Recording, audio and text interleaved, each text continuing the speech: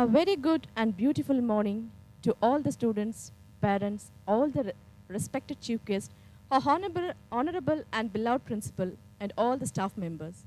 As you all know, the reason we have gathered here is to welcome the new students to our esteemed institution.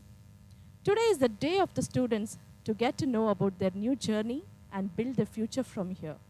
It is the day to start a new journey and put all their efforts to approach their goals and have a successful life ahead. All the staff members, our honorable principal, respected chief guest, we know that this is the day is very special and a much awaited event in every student's life, and it is the celebration of their new journey. Prayer is the key of the morning and vault of the evening. So let us begin this function seeking the blessing and presence of God Almighty. May I now request to play the prayer song.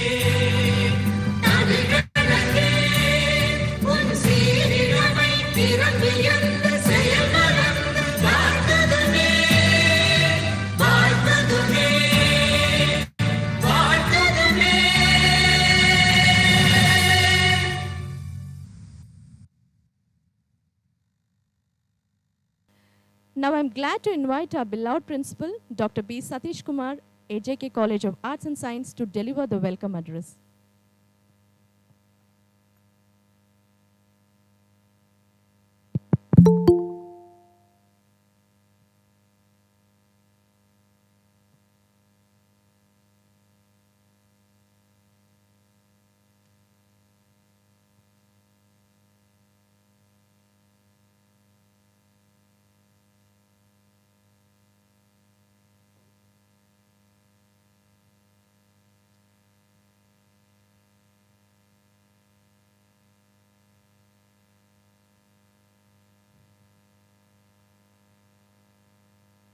Good morning to all of you. Honorable Chief Guest of this day, Mr. Lavanam Amballa, National Campus Manager, Global Campus, Wipro Technology, Bangalore, Deans, HODs, faculty members, beloved parents, my dear students. Good morning, everyone. It's so wonderful to see you all through online on this special day. Learning gives creativity. Creativity leads to thinking. Thinking provides knowledge. Knowledge makes you great. My dear students, we are all living in a skill era. Excellence is a continuous process and not an accident. All of us do not have equal talent, but all of us have an equal opportunity to develop our talents. தொட்டனைத்து ஊரும் மணற்கேணி மாந்தருக்கு கற்றனைத்து ஊரும் அறிவு. Wherever the knowledge, wherever the skill, it will be recognized. On behalf of AJK College of Arts and Science, I welcome Chief Guest of this induction program, Mr. Lavanam Amballa, National Campus Manager, Global Campus, Wipro Technology, Bangalore. Sir, really we are all honored because of your presence. Thank you very much for your presence. Next, I would like to welcome all the parents and all the students. I would like to thank all the parents and students for choosing AJK College of Arts and Science. We will ensure that, dear parents, we will ensure that your son or daughter will come out in flying colors after their completion of the course. Our AJK College of Arts and Science, 14 years old co-education institution. Our institution affiliated to Bharatiyar University, NAC accredited institution. We got 2F and 12B status from University Grant Commission and also ISO certified institution. We are offering 14 undergraduate programs, 3 postgraduate programs, and 4 MPhil and 4 PhD programs. More than 140 faculty members are working in our institution. Nearly 60 non-teaching staff members are working.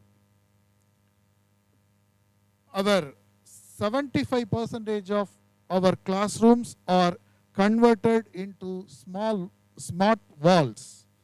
We are having excellent learning management system. We have excellent sports facility. We have good language lab. We are having excellent knowledge center, library we are having, digital library we are having. We have NCC and NSS in our institution. Next, I would like to welcome all the resource persons of the Induction program.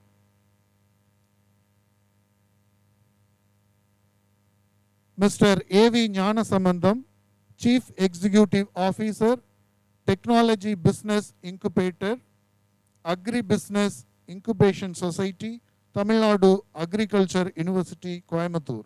Welcome, sir. Next, I would like to welcome Dr. Rajinikumar from Tamil Nadu Physical Education and Sports University. Next, I would like to welcome the resource person of this induction program, Sri B.Sc.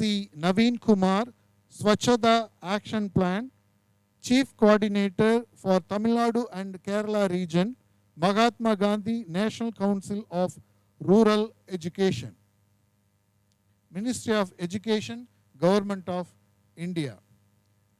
Next, I would like to welcome Madam Latha Sundaram, Founder and Managing Trustee, Aram Foundation Charitable Trust.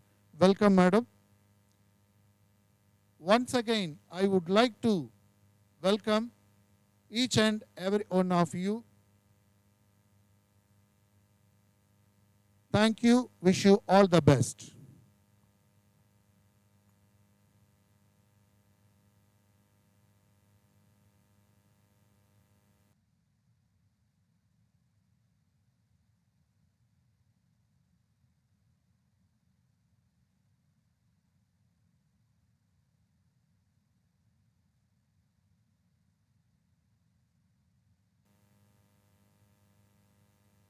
Let me extend my thanks to Dr. B. Satish Kumar, who had always been with us, and his presence is always a moral boost for us. Thank you, sir, for your warm welcome. Great people have a lot to share and teach from their personal experience. We are excited to hear some words by our today's chief guest, Mr. Lavanam Amballa, National Campus Manager, Global Campus Hiring, Wipro Technology, Bangalore. Besides, he is very energetic and dynamic person, and he is well known for his work in different fields in different categories. Mr. Lavanam Amballa is an inspiring person for young aspirants. He was also awarded as a star performer for 4 consecutive hiring cycles for standing tall in terms of hiring numbers, initiatives, and candidate engagement activities. Now we welcome our Honorable Chief Guest, Mr. Lavanam Amballa, to share a few words. Good morning, everyone. Can someone acknowledge that you can hear me, see me, ma'am? Oh, great. Nice.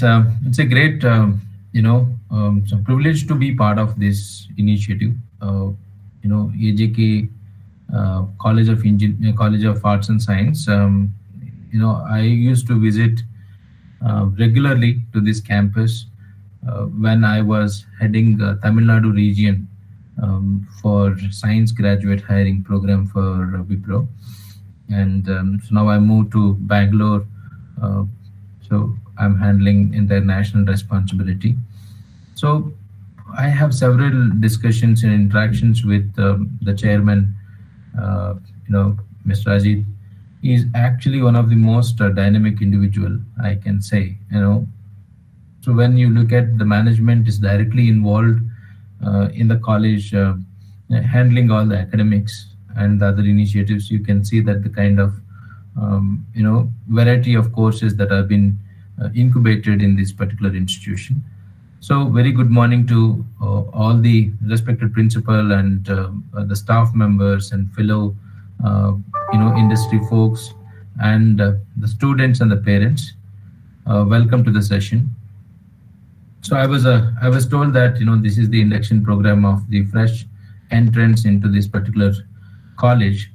I would like to say, AJK institution is one of the most dynamic institutions, I would call, and also this particular campus. I'm sure you're all going to miss the campus environment. Surrounded with a very lush green environment, peaceful and calm environment that I used to like about this institution. However, in this kind of a pandemic kind of situation, all of us have to be part of this new norm and ensure that we continue our quest towards upgrading and studying without just leaving it just like that. And pandemic has taken away a lot of things from us, and we lost so many friends and known people and family members, and a lot of industries got impacted. A lot of people lost their jobs, and a lot of us couldn't visit the classrooms for almost 1.5 years. And similarly, we are working from home, and not very comfortable situation. Being a social animal, being a social people, that we have to move around, we have to meet people, and we have to share, meet, greet. So these things actually keeps us occupied and keep us healthy and mentally and physically. However, we should never leave our quest towards learning new things and upgrading ourselves. So you're taking a great choice in terms of choosing this institution and joining the course and starting your academic journey with AJK. I keep getting these updates from from the placement cell. Mr. Prakash used to share, and Mr. Ajit used to share.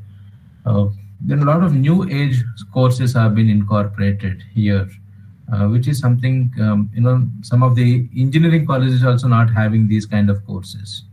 The kind of initiation they have, the kind of focus they have, the kind of, attitude they have in terms of, grooming their kids and making them, grooming them and making them towards staying relevant to the new age technologies, made cyber security related, data analytics related.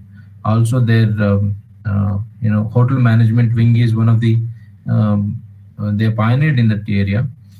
So, while I welcome you all and wishing you all the best, I would like to tell you, it's not about how many variety of the courses that we are learning. Okay, and all of you, I was talking to some of our industry folks that engineers have 4 years of time to graduate, and especially the non-engineering students and science graduates will have just 3 years.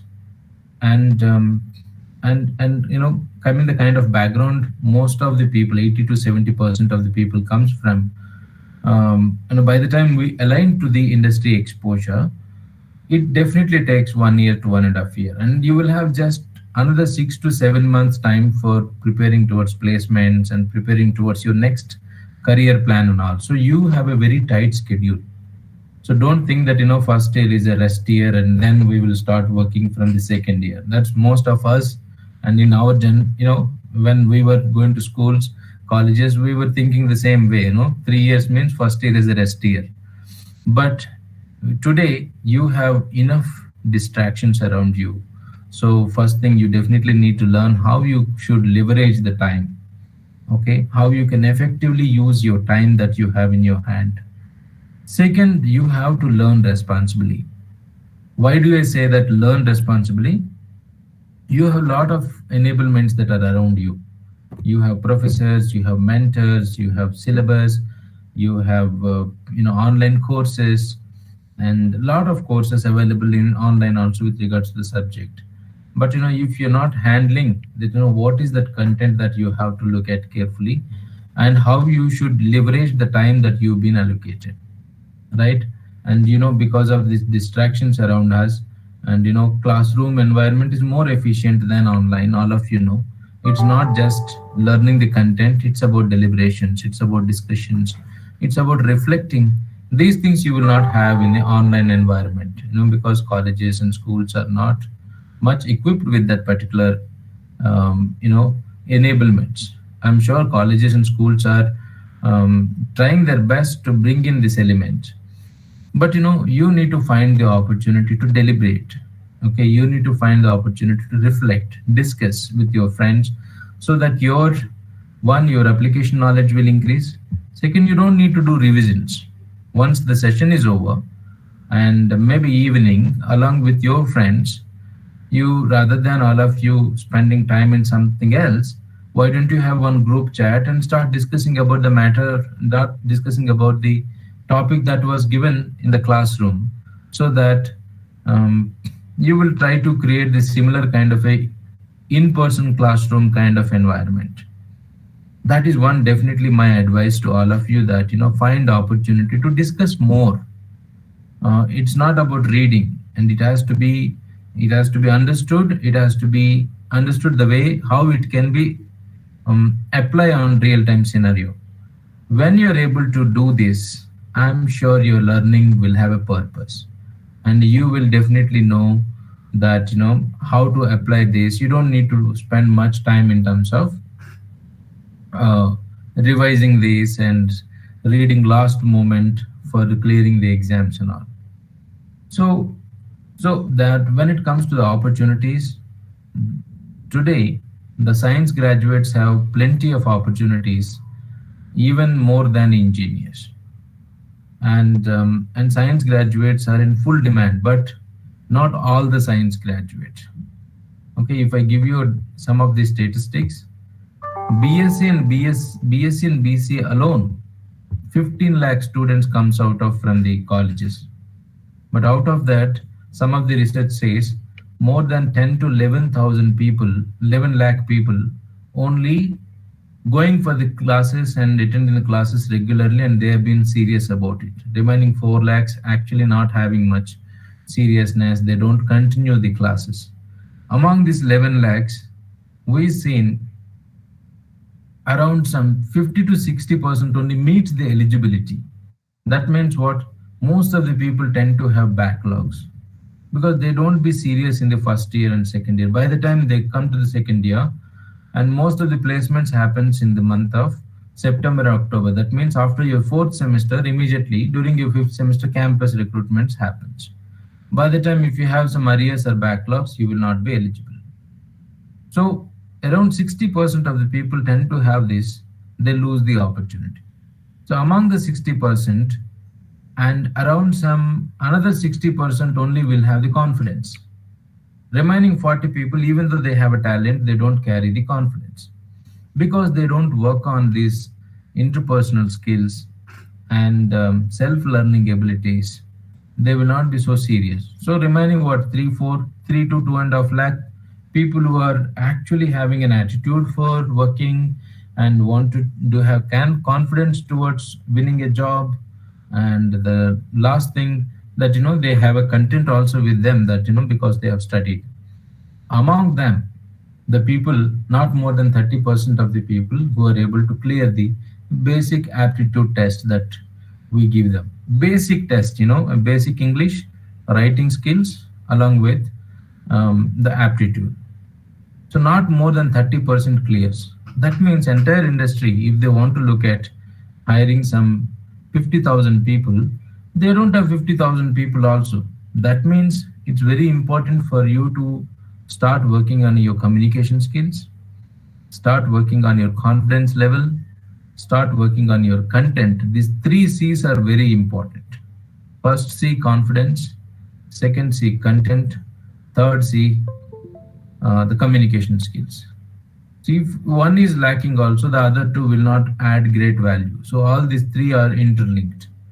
So I've been doing the research part of my PhD on improving employability skills among arts and science graduates, and that too I was covering on Tamil Nadu region, because that's where I was doing the study from Bharatdasan University.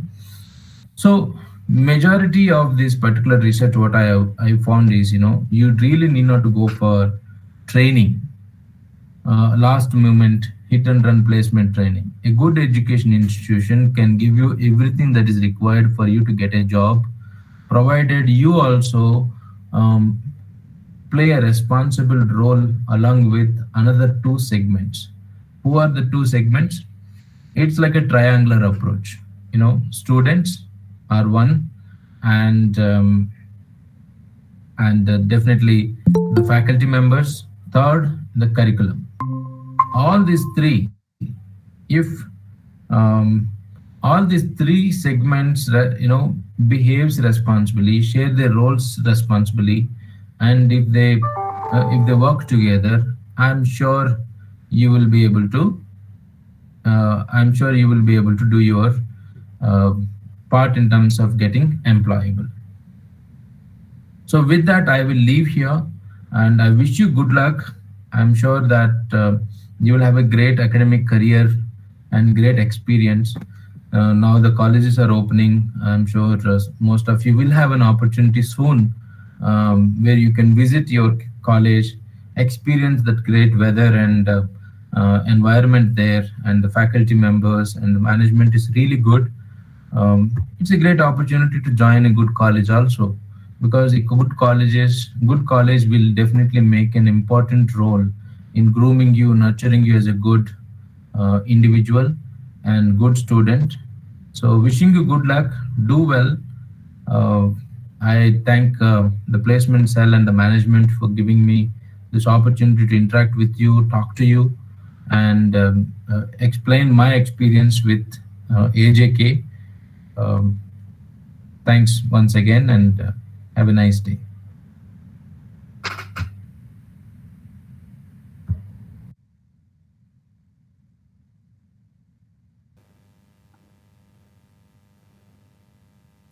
Thank you, sir, for your enlightened words would always enshrine our hearts.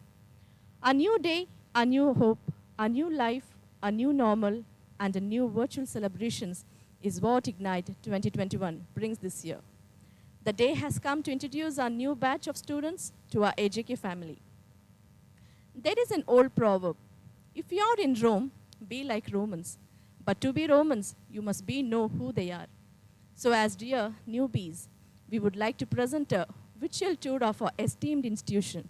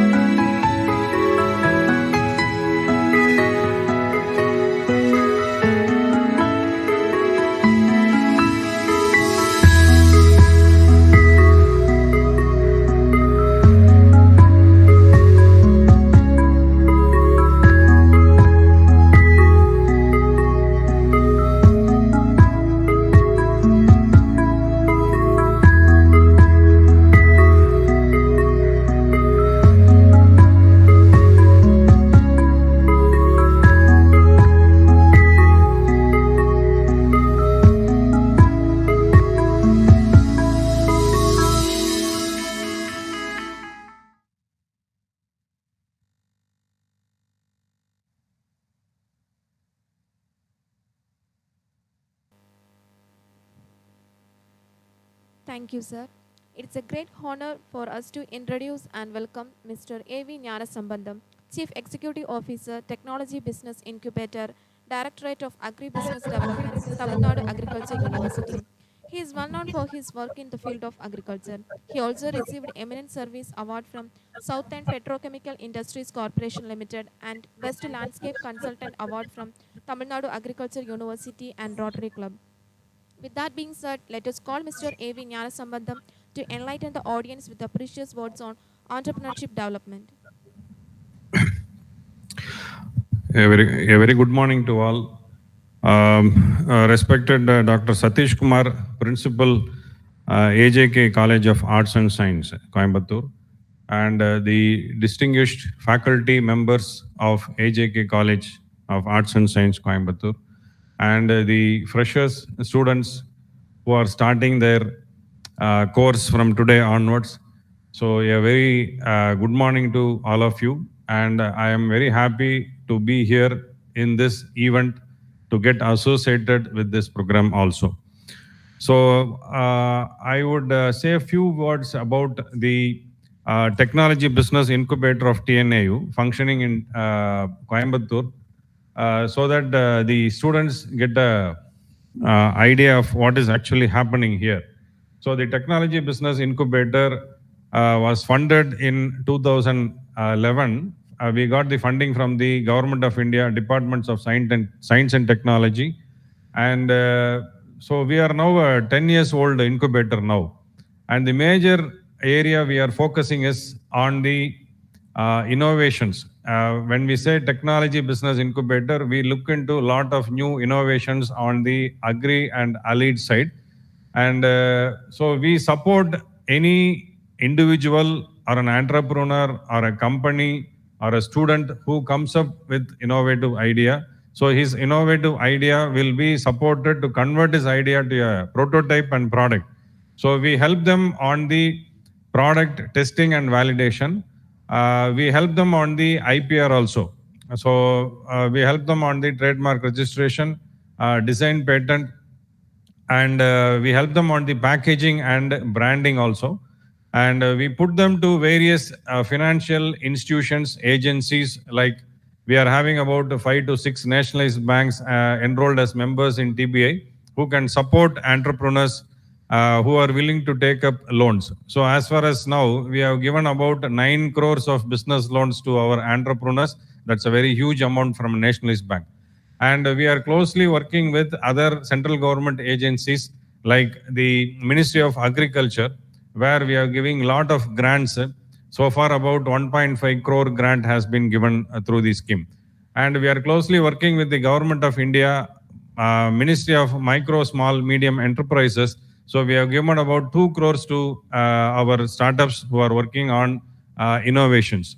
And we are closely working with NABARD, the District Industry Center of Coimbatore, and the lead district bank of Coimbatore. So we are connected to almost all banks. And so we are also closely working with a few other government agencies also for getting funding wherever possible. And as you know, the Entrepreneurship Development and Innovation Institute, Chennai. So they are also offering a lot of grants to innovators. So we have got some about say 50 lakhs of grant from EDIA Chennai also. So that is a support, financial support we are offering. And we are having a angel investor called the Chennai Angels as our investor in TBI. So we are having omnivore capital for venture funding also. That's a huge funding.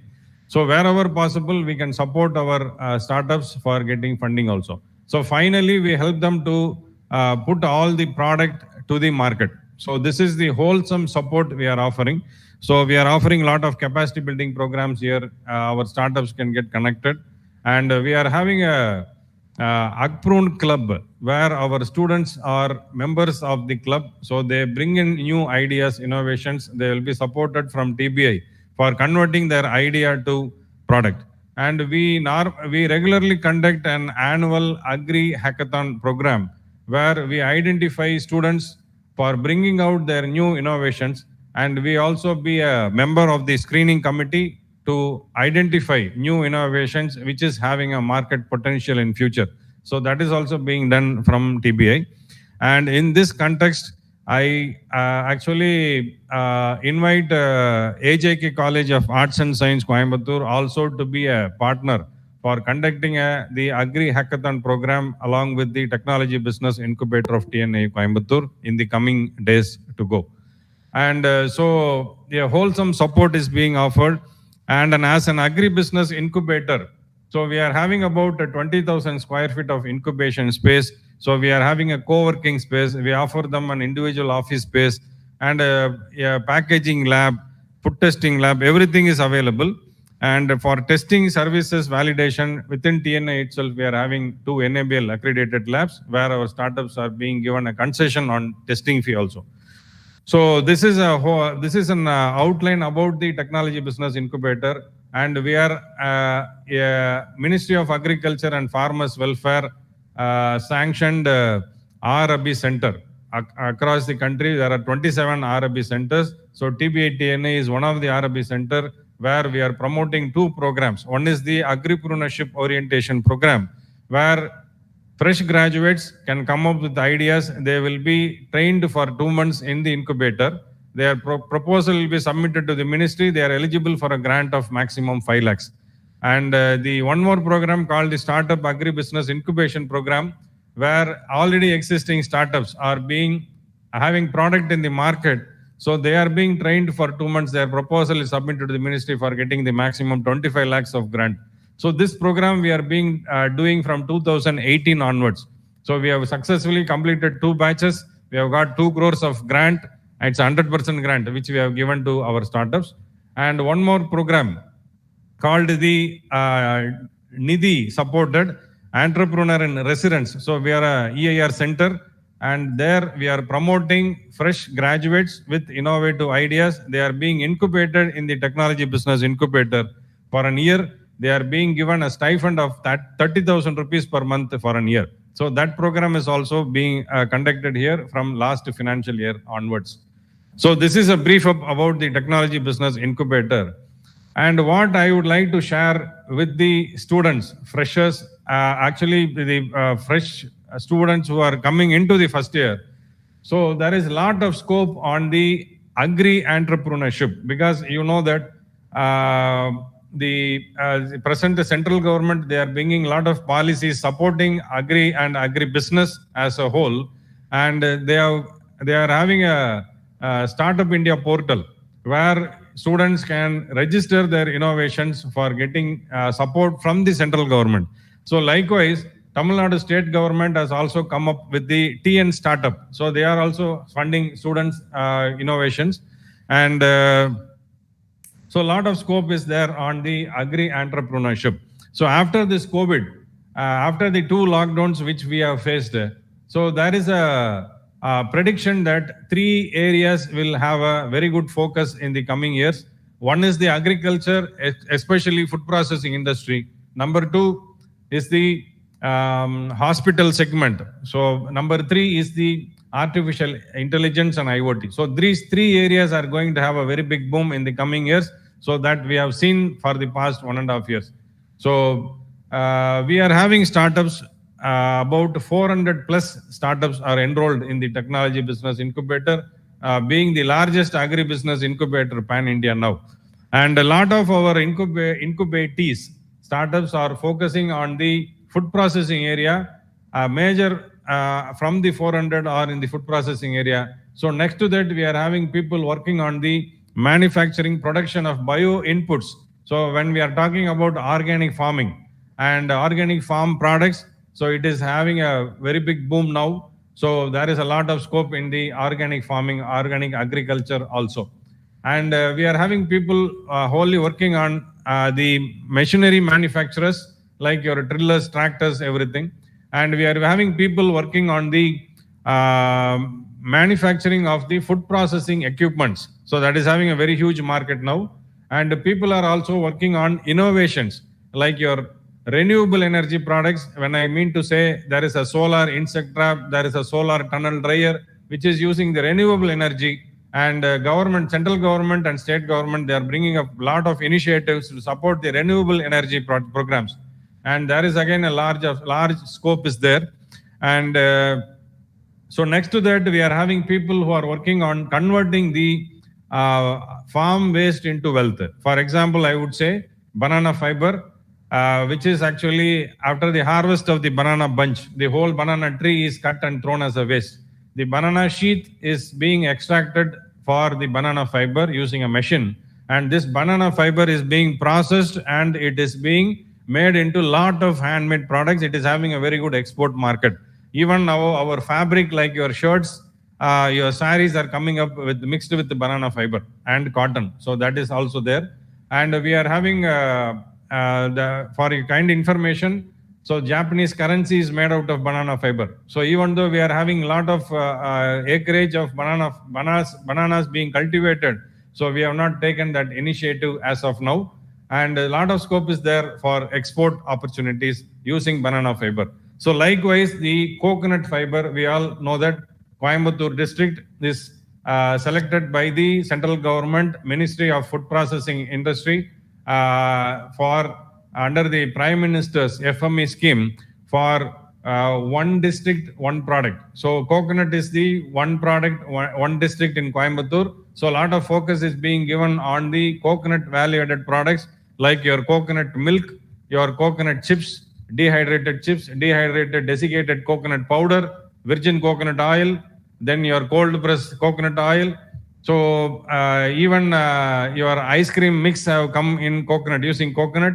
So a lot of value addition is being done on coconut now. A lot of people are working on that.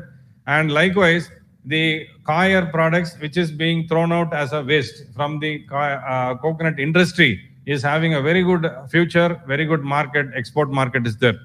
And so likewise, your jute products, again, jute is having a very good, because since it's an eco-friendly product, now TNAU has also started working on conversion of the tapioca waste for converting into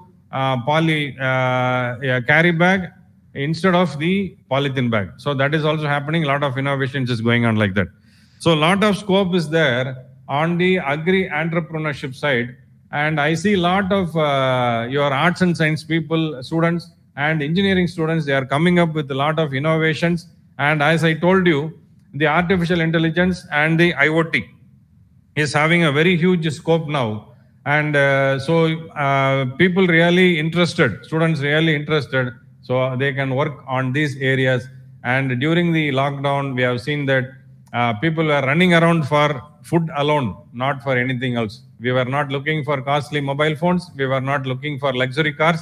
We were not looking for costly costume. So instead, we were searching for food.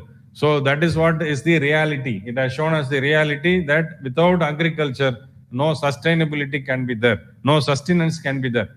So this kind of, in this kind of scenario, so the digital marketing is again coming into the field, wherein we were not able to market our product during the COVID lockdown period. So farmers were harvesting their products in the field. They were not able to transport from one place to another place. So it was actually dumped in a place. So pricing also was not very good. And a lot of things, problems farmers face. For overcoming all these problems, so digital marketing, online marketing is a solution wherein it is going to have a boom. We already know that we are sitting at home. We are ordering a lot of things online using Amazon platform, Flipkart and other platforms. For delivery of foods also, we have almost all Zomato, almost everything is there. And so these areas are very hugely concentrated and it is going to have a very good future. So I insist that the students who are joining as freshers today, from the day one, they need to work on some ideas and they can get the advice from the faculties of their institute.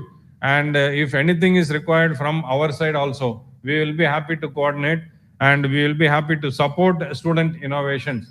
And as I already told you, I request the management and the faculties, the principal of AJK College of Arts and Science to work with TBI, TNAU for conducting an Agri Hackathon program for identifying student innovations. into agriculture. So there is a lot of scope, and it is open for all. So any innovations like your already I told you about artificial intelligence and IoT. So likewise, we are having a lot of scope on the organic farming, and mushroom production is one area where we are concentrating more. And so a lot of innovations are coming up. So you need to think more, and for getting an advice, we are always there. So with this, I thank the principal, Dr. Satish Kumar from the AJK College of Arts and Science, Coimbatore, and all other faculties from AJK College for giving me an opportunity to actually share my experience to the students who have joined your college today. And I request that the students use their time very usefully. So there is a lot of scope now on the your Google. So kindly go to Google, learn lot of new things. So don't waste your time in unnecessary things. The request is you kindly think on new innovations, and you find out lot of literature, a lot of your research area is there. So wherever you are interested, you can go into that, and you can look into, there is a lot of scope for studying also. So a lot of information you can gather from the Google itself and from your faculties and your like-minded people who are really able to help you on the entrepreneurship. So with this, I thank for the opportunity given to me. Thank you, sir. Thank you, sir.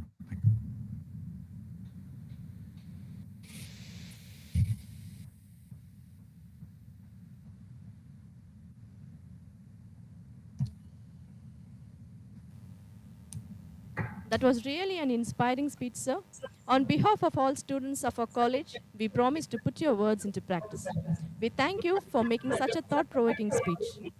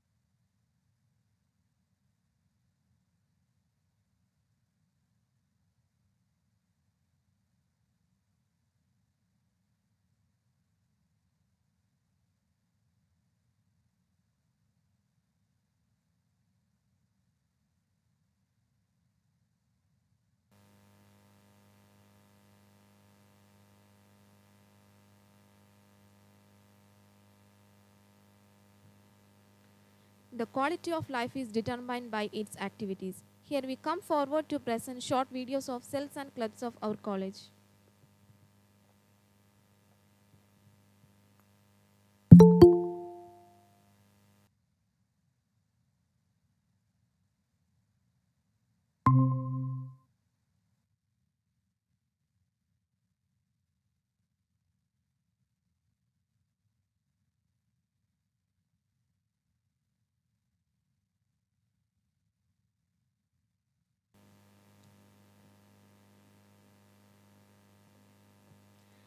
We would like to invite Mr. Rajinikumar, Assistant Professor, Department of Exercise, Physiology and Biomechanics, Tamil Nadu, Physical Education and Sports University.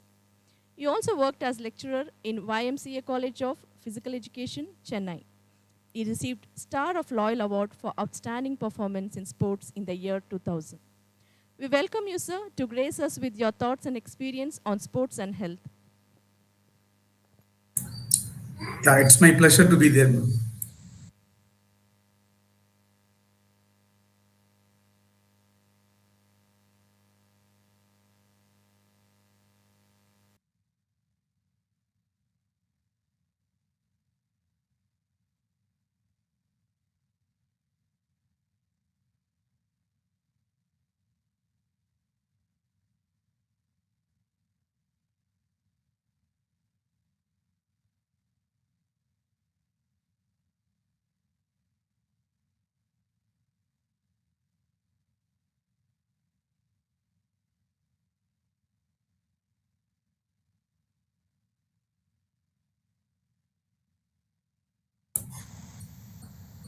Ma'am, when should I start? Exactly at 11 o'clock? Should I start now? Sir, you can start, sir. Okay.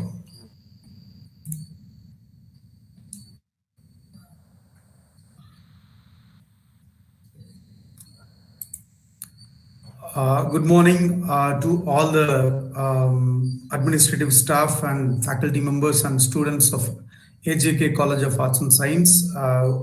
We are I'm very delighted to be a part of your 15th induction program, particularly for the first year students.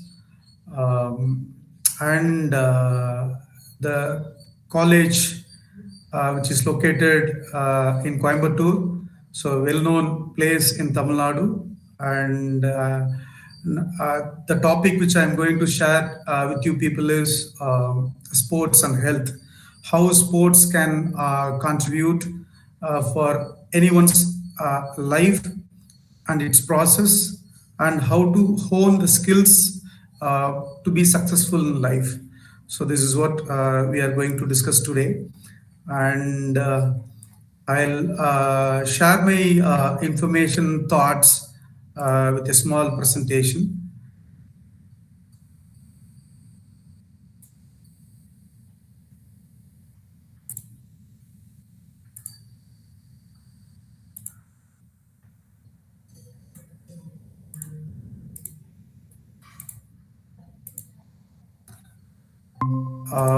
Am I audible? Okay, can you see the slides? Yes. The topic of today's orientation is about sports and health. How sports can promote the health, further the happiness. So first of all, before I start, a warm greetings from Tamil Nadu Physical Education and Sports University, in which I am working. And when we talk about sports, the proverb always comes to our mind: a sound mind in a sound body. A sound mind in a sound body, which always reflects, okay, only a sound body can have a sound mind. This proverb was stated by Thales, a Greek philosopher. And there is a close link between physical exercise and mental equilibrium and ability to enjoy life. This is the mantra right from the ancient period till still it is being practiced. And there are a lot of research findings where the physical exercise will always calm your mind, and there is always a balance between your mind and body. When this is achieved, obviously we can lead our life with utmost happiness and wellness. And my dear young students who are all coming to the higher education, particularly from the school education, you are moving to the college education. Okay, so everyone must be sound, because this age, obviously you will be healthy, but the health fitness should be followed, carried forward throughout your life. So it should be a lifestyle. And a sound mind, it is capable of good and positive and free thinking mind. A sound body is a healthy body free from diseases. And we can see the modern, the technology has given a positive output as well as the negative plus and minus is there. But what happens is that today there is each and every family is having a sick person or a person with some disease who has to go to a medical shop to buy some medicines on a regular basis. And a psychologist, Froebel, he stated about the play theory. And there are so many theories about play, because the child comes to this world and starts playing. No one teaches the child how to play. Okay, even if a newly born child, when it starts crawling, if you give a ball, it will just throw the ball, it will just kick the ball with its hand, and it will enjoy playing. But unfortunately, at the later stage, as the child grows, but the importance is not given to play, whereas we are focusing on academics. What I would prefer to say is that academics and play are two eyes, and particularly the administrators, the academicians particularly, who are running educational institutions, most of the people, they have the wrong perception that if any child goes and play, okay, they're going to be a sportsman. It is not so. So play is the birthright of everybody. Right from the inception, that is right from the childhood till the end, play must be there. So playing is nothing but we expend energy and we promote our health. The teachers, the play is not only for the children, play is for everybody at every stage of life. So that promotes your health, that gives you pleasure to the mind. So when the mind is relaxed, when you get rid of stress, automatically you can balance your life, right? Balance your mind, and you can take very good decisions whenever there is a problem. So you become a very good problem solver in your life. So every day when you play, your cells get rejuvenated, refreshed. Okay. So my humble request to all the participants, not only to the first years, for everyone, play, at least spend half an hour, whether you do yoga or you do any activity, so that will refresh your mind and body, where you can balance your life and be successful in your life. And the importance, if you see the education system of India, Gurukula system, they focused on all domains, not only on academics, right? They also focused on health. Okay, so now, right from our ancient system, not only here, if you see the age-old culture of ancient Greece, so where the ancient Olympic Games were conducted, so they gave utmost importance both for academics as well as health, physical health. Says they strongly believed that, they firmly believed that there is a close link between the mind and body. So that's how YMCA movement was started. YMCA was started in US, Europe, right? It was started in Europe and flourished in US, and you can find YMCA movement in everywhere in the world, globe. The reason why YMCA was started, the young children like you who are in the teenage, you people are in the teenage, you have not yet completed your teenage, right? First year, my dear young graduates, right? What happened was, during that time, during beginning of the 19th century and end of 18th century, all the Christian young men tend to involve in bad activities, right? So they could not spend their free time, leisure time, fruitfully. So what they did was, okay, we can start a movement called YMCA, Young Men Christian Association, where all the young men will gather at one place and go for Bible reading. So at later stage, they realized that only Bible reading will not, right, calm the mind and balance the mind and body. What they did was, they introduced sports, activities, physical activities. That's how, if you go to any YMCA center in any part of the world, you can find most of the 90% of the area is dedicated for play and play activities. That's how YMCA College of Physical Education was started in India before independence itself. And in 1936, if you see Germany, Hitler wanted to have compulsory PE and sports in school, because the Germans were very short and feeble.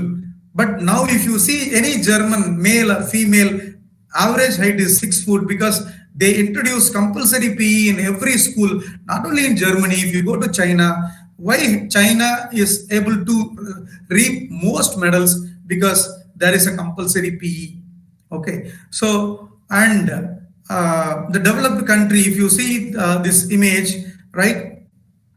This is former First Lady of US,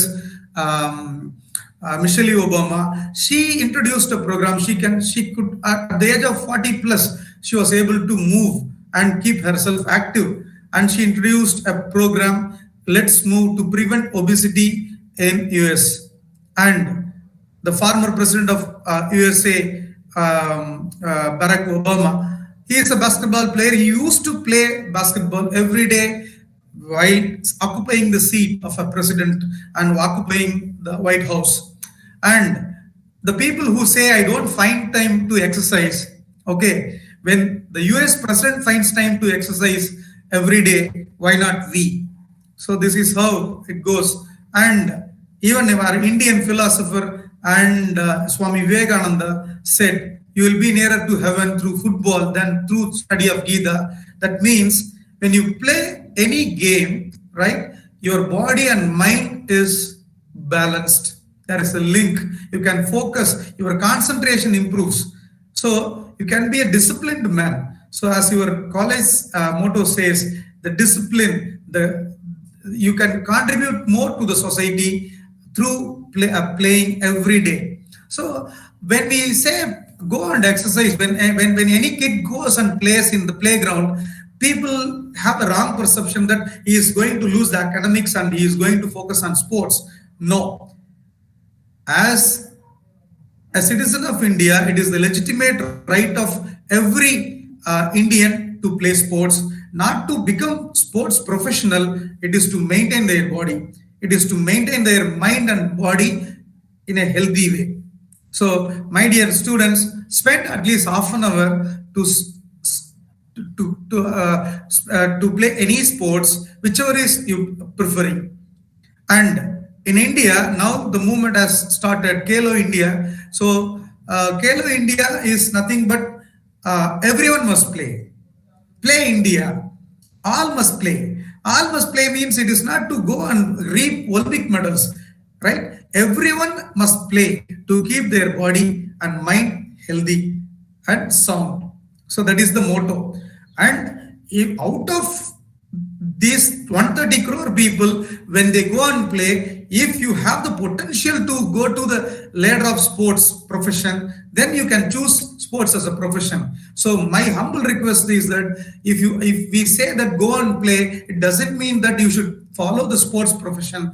It means that you should play to keep your body and mind healthy and sound, to lead your profession, any profession you may belong to. But even if you are a teacher, you may be teaching commerce, you may be teaching mathematics, business maths, whichever it may be, but you will be a better teacher provided if you play every day, right? So play is not only for sports person, play is for everybody. So everyone must play. So I would like to tell you I would like to share you some information with regard to the fat cells in the body. There is always there is always a science behind it, right? So fat cells, we have millions of fat cells in the body. So the fat cells grow in 3 stages. One is during the last trimester. Last trimester means during when the child is conceived in a mother's womb. During the last trimester, the fat cells starts growing drastically, exponentially. So during the last trimester, you cannot control the diet pattern of a mother who is carrying. So there is a limitation. And the second stage where the fat cells, number of fat cells grow higher in number is during the first 3 years of life. When the child is born, during the first 3 years of life, we cannot restrict a child. feed the child, the mother feeds, external feeding is there, right? Even the child vomits out of its stomach fullness. Again, we say the child has vomited. Again, we force the child to have milk where the child cannot resist. And we always love the chubby child. Okay. But during the first 2 stages, the last trimester, when the child is in the mother's womb, and during the first 3 years of life after the child is born, we have limitation where we cannot restrict the number of fat cells growth.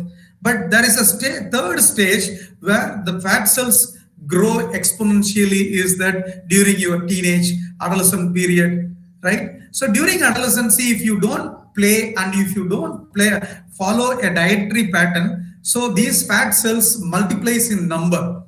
Once you get the number of fat cells in your body, you cannot eradicate from your body, you cannot eliminate from your body. You have to carry all the fat cells throughout your lifetime. That's why if you see some people who are obese and after their marriage or before their marriage, they go for exercise extremely. They hit the gyms, right, for hours, but they could not reduce their size because the fat cells have to occupy certain space in their body. That's why they always seem to be obese and bigger in size. So one more thing is that I would like to say is, when you eat more amount of junk food, the fat accumulation occupies in the body. You can see the fat cells which are in the egg size. Okay, so the fat grows in size. After a certain size, what happens is that it splits into daughter cells. That's how the number of fat cells increase in our body. My dear boys and girls, young students who enter into the higher education system, particularly the college system, please spend half an hour where you can avoid increasing your number of fat cells, where you can lead a very good appearance, right? A healthy life and successful life. And so what is obesity? Obesity means the excess accumulation of fat in our body.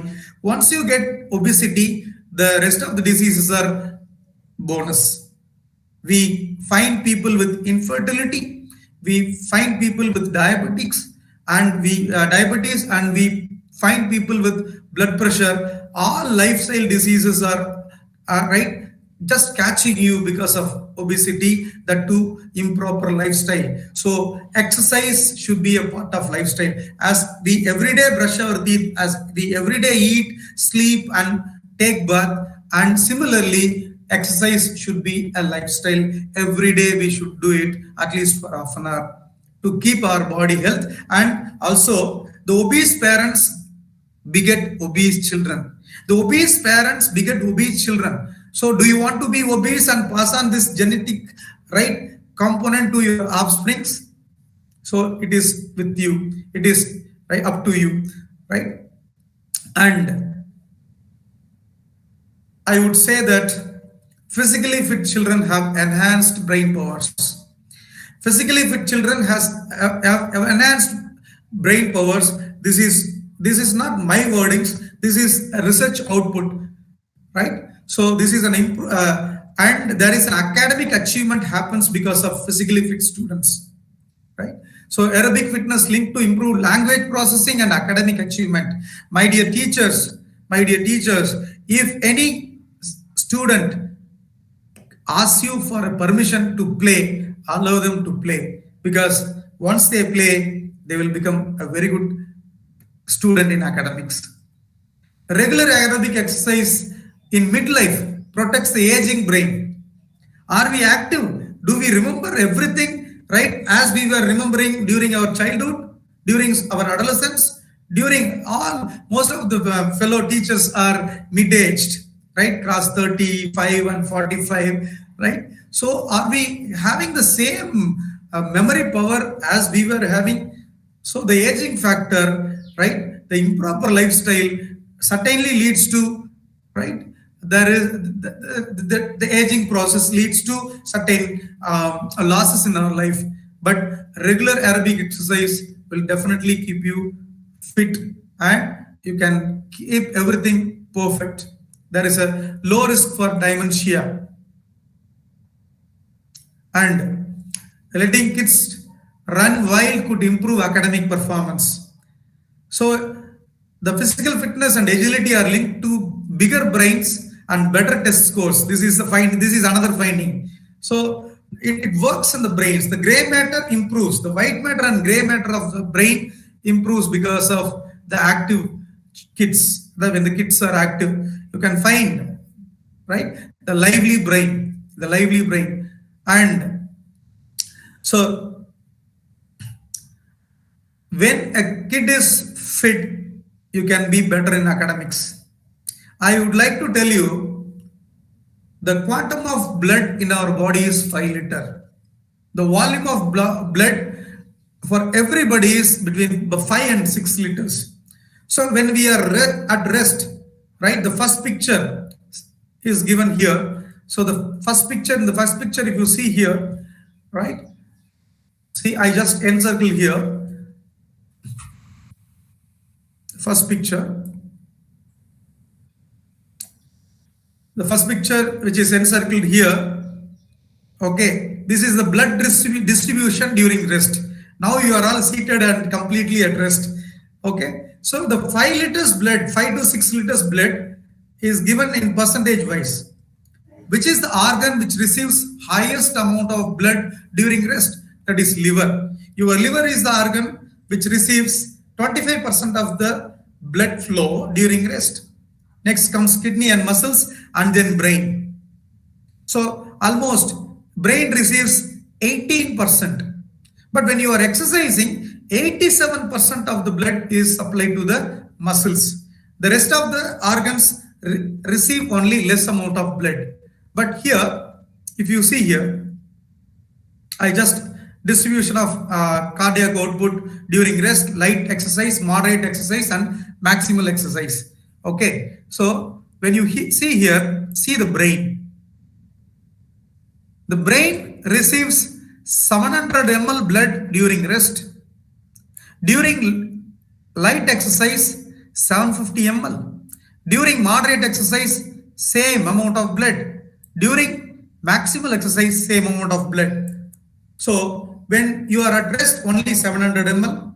When you are exercising, the brain receives 50 ml more blood. What, sir? What is there in 50 ml? What change it going to make in my brain function when the 50 ml blood is increased during exercise? Yes, of course, it is not that much amount, only 50 ml. But during exercise, your blood is nourished with good amount of oxygen, rich amount of oxygen. Brains feed, right? The brain's fuel is oxygen. So when the brain receives good amount of oxygen, it is always active and creativity is more and it can function better. So when we do exercise, our brain receives a rich amount of oxygen. My dear kids, irrespective of age, my dear fellow staff members, irrespective of age, every day, whichever the sport you like, whichever the activity you like, practice to keep your brain healthy. So you can see the 40% of the brain is occupied by gray matter and 60% of the brain is occupied by white matter. Then, so the play will always develop your brain in a healthy way. And today we are in a life where always with stress. So can anyone be without stress? Can anyone be without stress? No. Everybody will have stress. Then how to get rid of stress? There is no medicine for stress. You cannot get rid of stress, but there is only one way where you can learn to cope up with stress. You can learn to cope up with stress. How to cope up with stress? Only exercise. When you do exercise, the happy hormone, right? The happy hormones secrete dopamine, oxytocin, endorphin, and serotonin. It will improve your mood state because there is a mood swing in our day-to-day life. Today we are happy in the morning, but we cannot expect the same situation the next day. We may be dull, right? We may be at most happy. So the mood state changes. But when you want to have consistency in mood state, when you want to be happy always, do exercise where the rewarding hormones, right?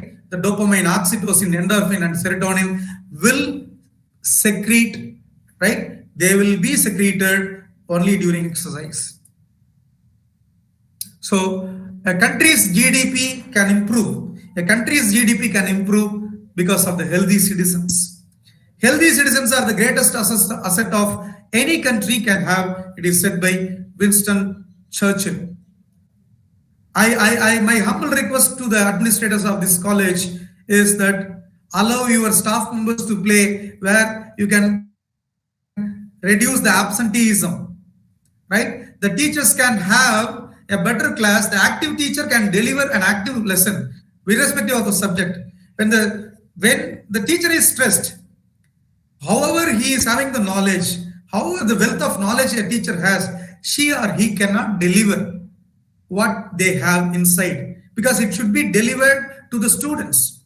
The message, the information has to be delivered to the students. When the teacher is not healthy and right fit enough, then the output will be less. So any 1 or 2 hours can be dedicated with the help of the physical director. They can perform any activity, or any half an hour can be dedicated for play, where the teachers can be healthy and they can give better output to the institution's growth.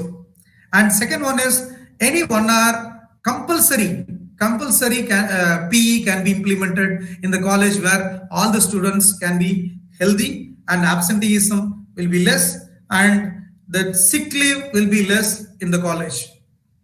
So it is not only for the teachers, even you can implement to the administrative staff. And in our university, we have introduced 15 minutes break for the administrative staff. They will gather at one place and they do mild stretches and mild movements, and they go and sit and work where the productivity is better. So any country who is concentrating on the citizens' health will have better gross domestic product. And if you see, I hope the students might be knowing about this person, the Infosys founder, Mr. Narayana Murthy. What he says is that, give me a healthy person, right, fit person.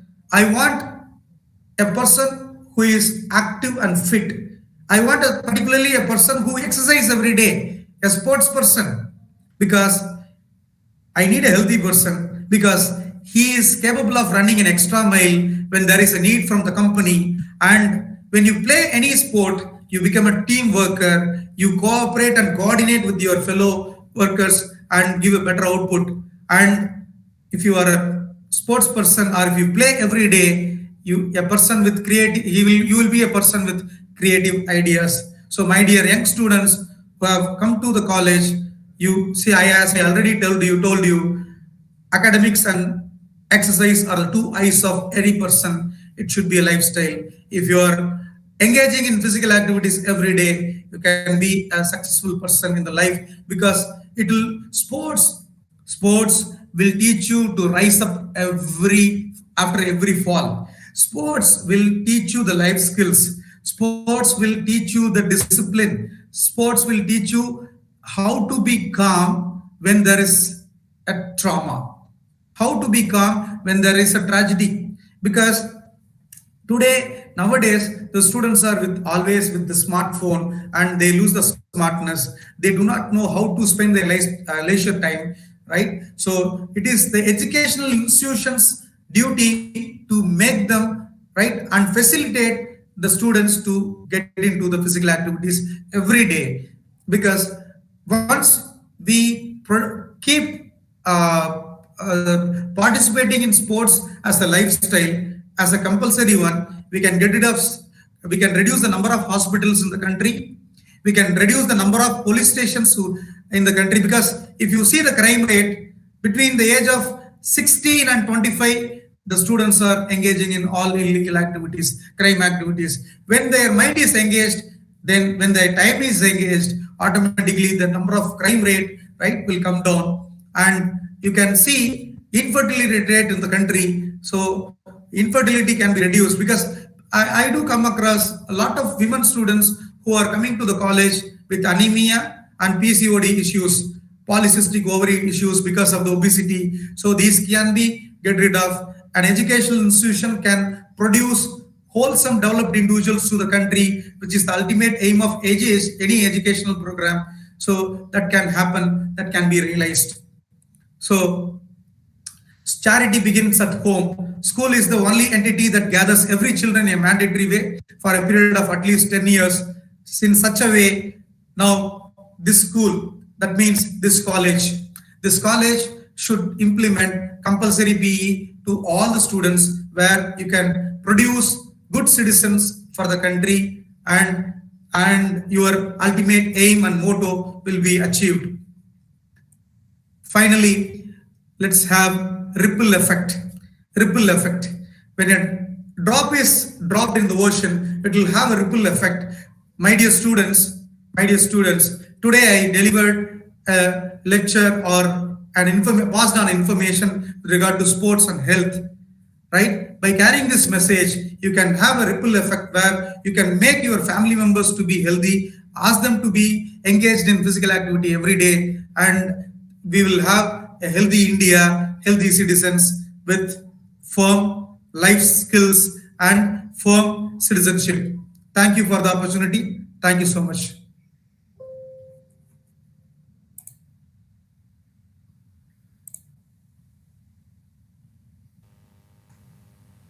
Thank you for your words of wisdom. It's encouraged all of us to maintain a healthy life. Thank you, sir. Thank you so much. It's our pleasure to invite Mr. B.S.C. Naveen Kumar, Chief Coordinator of Swachhata Action Plan 2024, Tamil Nadu and Kerala region. He is a professional person who worked and developed bioinformatics tools for predicting colon cancer at Indian Institute of Chemical Technology.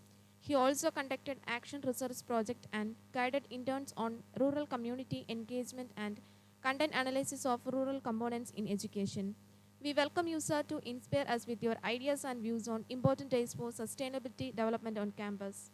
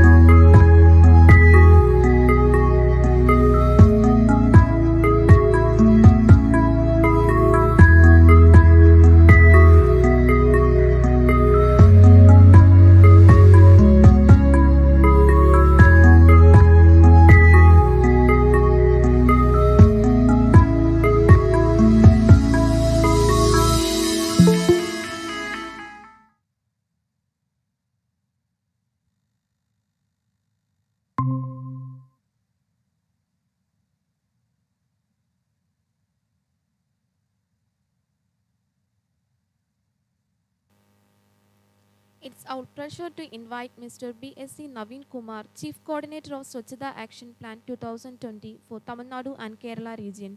He is a proficient person who worked and developed bioinformatics tools for predicting colon cancer at Indian Institute of Chemical Technology. He also conducted action research project and guided interns on rural community engagement and content analysis of rural components in education. We welcome you, sir, to inspire us with your ideas and views on important days for sustainability development on campus.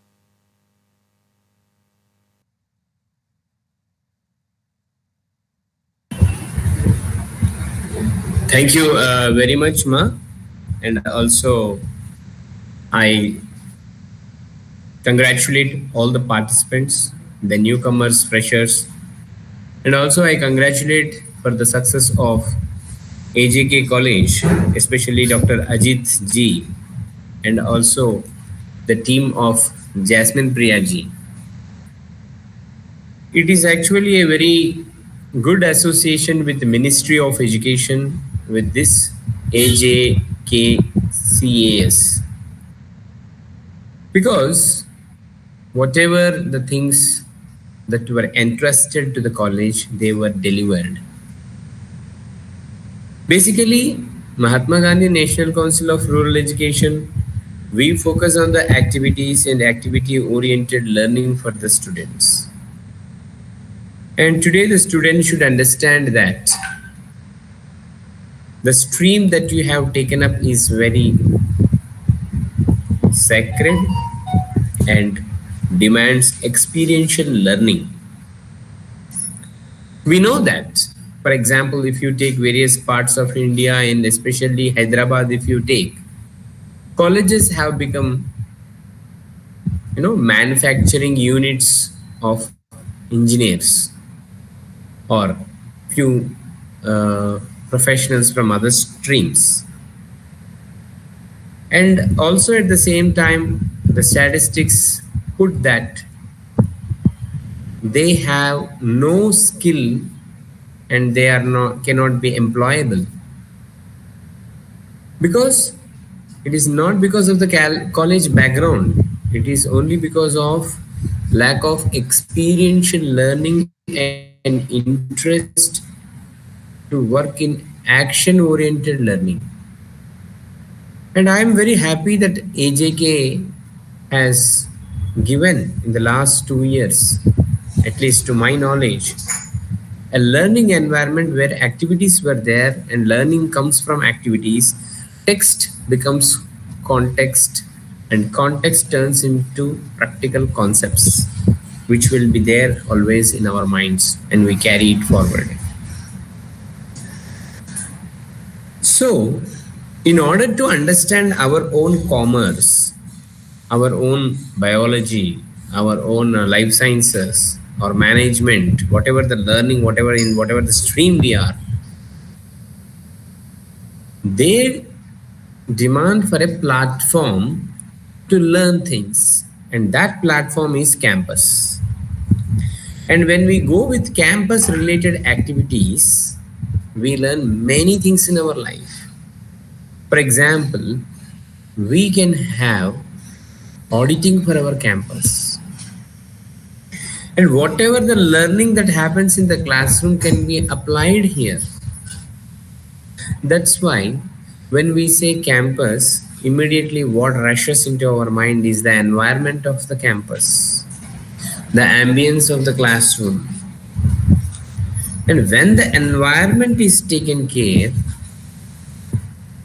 it will take care of your wisdom. Knowledge is there. In fact, knowledge is there on internet, books, libraries. But knowledge that comes into our usage is very important. For example, what we know about commerce generally. Generally, we think that commerce means it's all about rearrangement and arrangement of accounts. No, never. Commerce deals with the economics of our human life. But are we going in that stream? No. In many cases, not at all. We feel that just commerce is all about accounting, but it's about trade. And what trade and what business you can learn on campus. For that, this environment, the campus environment, provides you an opportunity. And now, coming to the main point, greenery of the campus, water on campus, energy management on campus, sanitation and hygiene on campus, COVID preparedness on campus are all economic. They can be converted into businesses. Your college, particularly now where you are, has created models. They have converted the greenery aspects into social entrepreneurship. When you take a small room or small space outside, a kitchen garden can be grown and the vegetables can be sold. And that little model explains you how to stand on your own feet in your life. And to our surprise, we know that there are many people of age group below 20 who cannot sell chocolates or groundnuts, that is peanuts, or any small things also.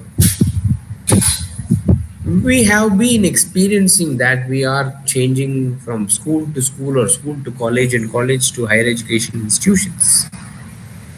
But practically, are we learning how to apply our brain and find out a livelihood for ourselves and livelihood for others? We think that we want jobs. But who is a job giver? Job givers will not come from the sky and fall suddenly on earth. But the job givers, they start their life at college. If you can study or read through any biographies of the great people who have started a small business, a startup, and then later turned into great businessmen, they started everything their career in the college life. For example, in Hyderabad, if we see, I'm giving the example of Hyderabad because our headquarters is here and we have done a lot of studies here. IKEA Center, you may be knowing it.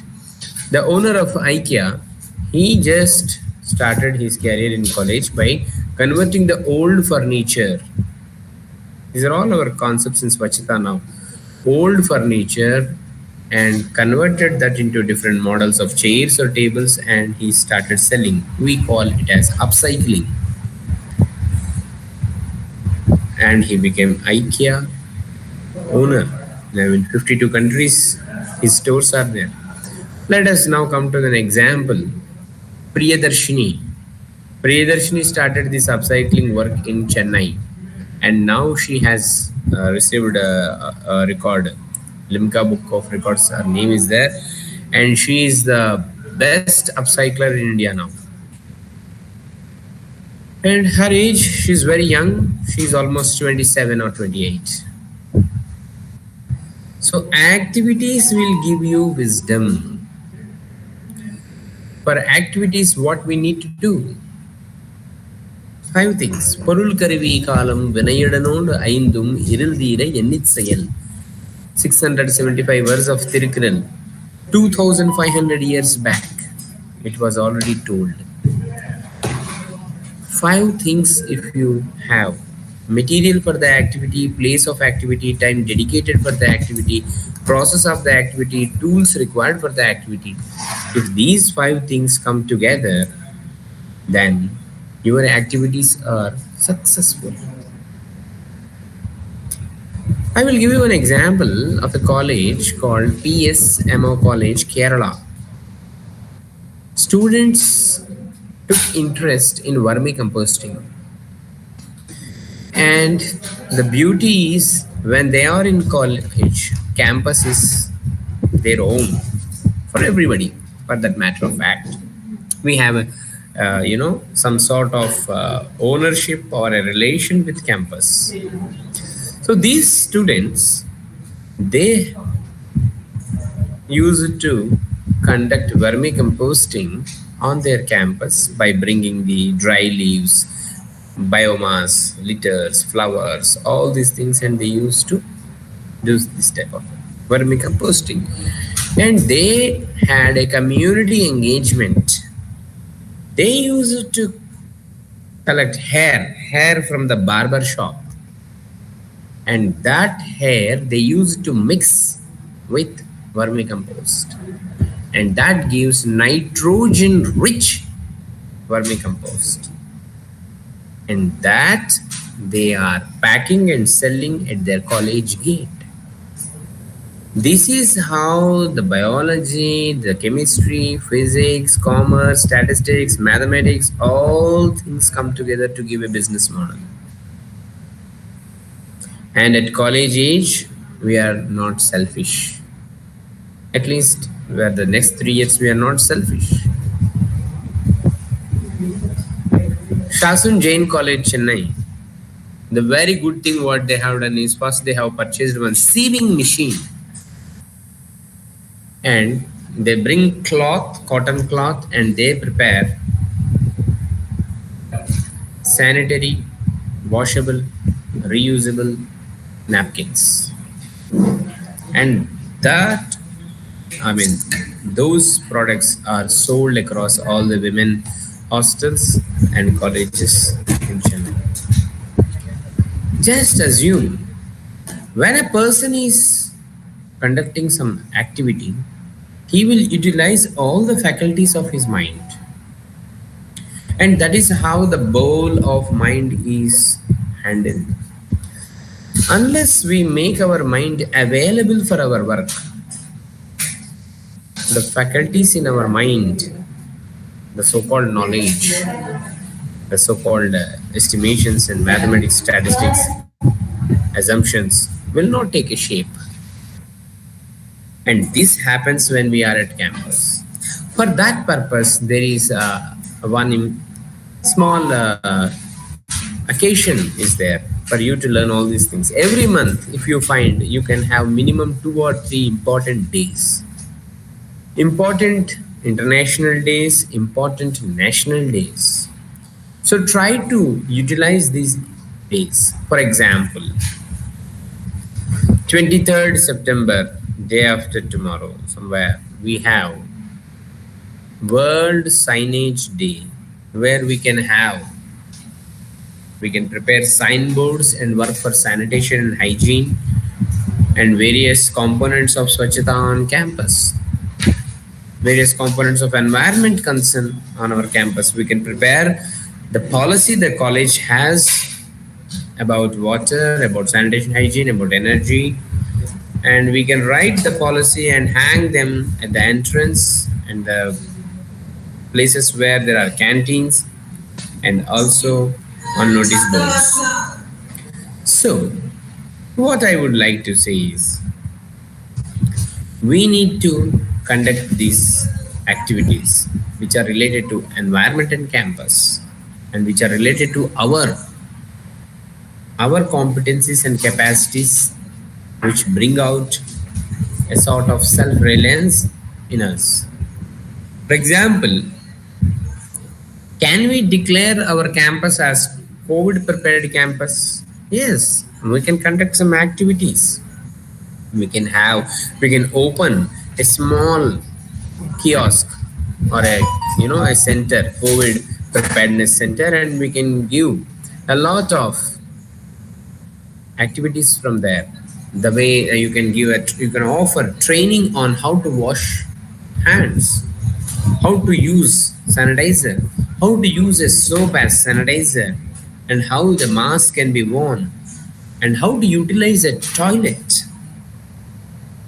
And also we can start a emotional support center, because we know that uh, after the unprecedented challenge COVID-19, our friends or freshers or students are coming to colleges to attend physical level classes. There's a lot of difference. They are coming after losing their dear ones or friends, or economically there are many troubles, setbacks. And we need to offer emotional support to each other. Of course, it is quite technical. So Department of Psychology can train us, and we can have a training program on emotional support, emotional intelligence, psychosocial support, helper skills.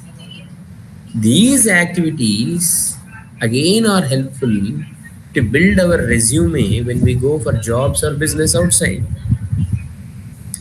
Everything, each and every minute you spend on campus or in classroom will add to your career, and it will add in a very concrete, reinforced way. Whatever, see, nowadays it has become a fancy of attending interviews or telling something about ourselves.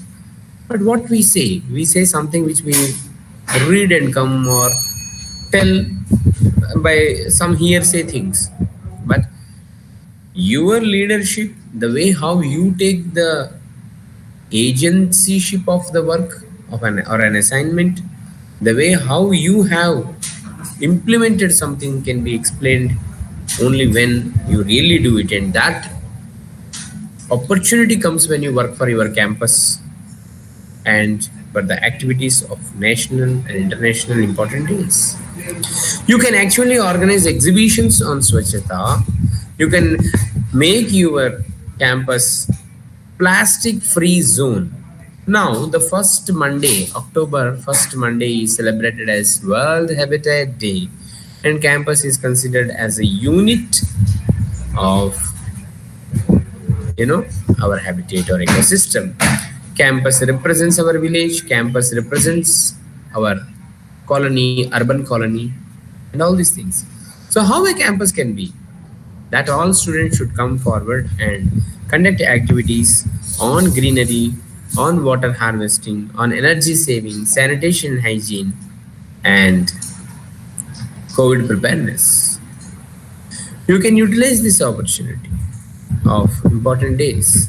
On World Earth Day, 19th April, we can conduct a jumble sales or exhibition of the things which we are not using at home. At our home, there are many things which we are not using, but they are useful to people outside. You can conduct a jumble sales or an exhibition of the used items. For that, you can contact the local radio, you can give an advertisement, a free advertisement in the newspaper, and also spread through word of mouth and conduct 2 days exhibition. And World Water Day, 22nd March, you can prepare how you are going to catch the rain. Catching the rain is very important for the campus. I will give you an example of a college called Jagrati College. They catch the rain. Catch the rain means all the water, the terrace water, is stored in drums, barrels.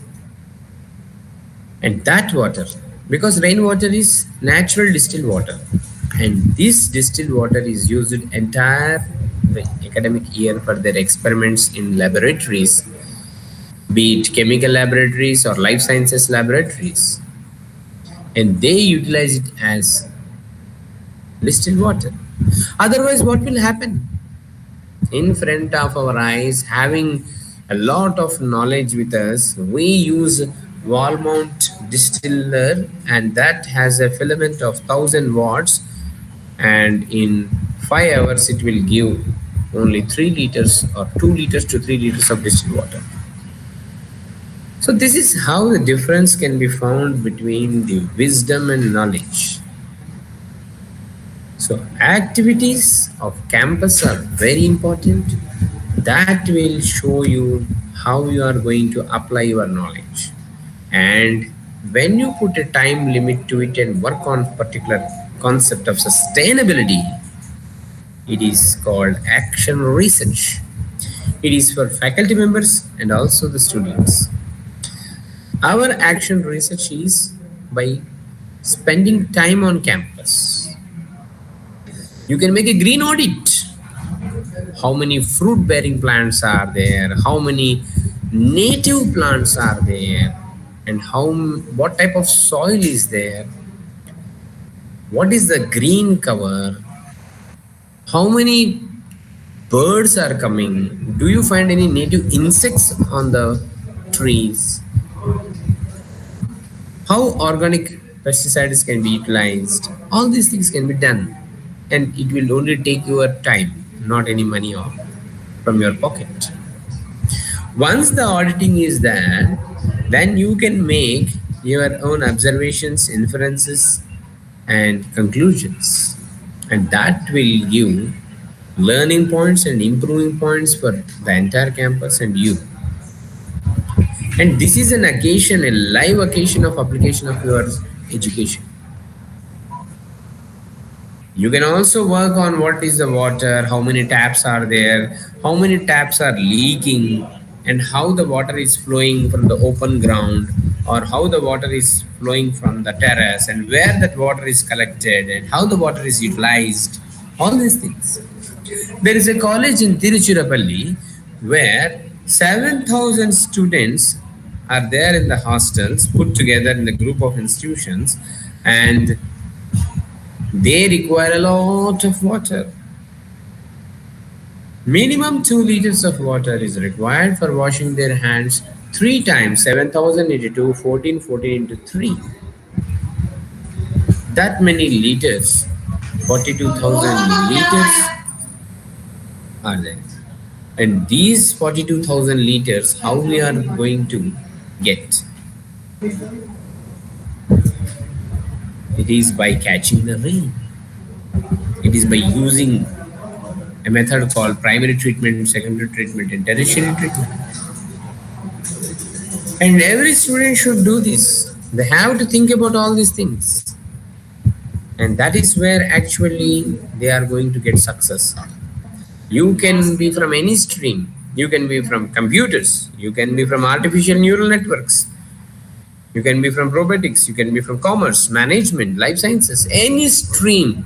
Unless and until you channelize your stream towards Swachhata or social entrepreneurship, there is no sustainability. And as far as now the entire world is working on sustainability and sustainable development goals are there. And all these activities will help you in order to realize that you are one with environment and you are going to work with environment and live with an environment. So thank you for giving me this opportunity. I'm very happy with the management, and also I congratulate the students who are here at this particular point of time. They should have bright career in their life, and they should stand on their own feet. இது என்னுடைய ஆசீர்வாதம். Thank you very much. ரொம்ப நன்றி, வணக்கம்.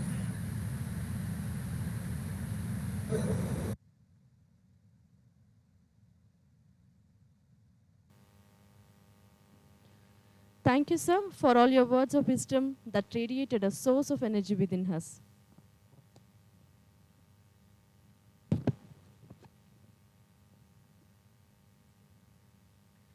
The quality of life is determined by its activities. Here we come forward to present short videos of cells and clubs of our college.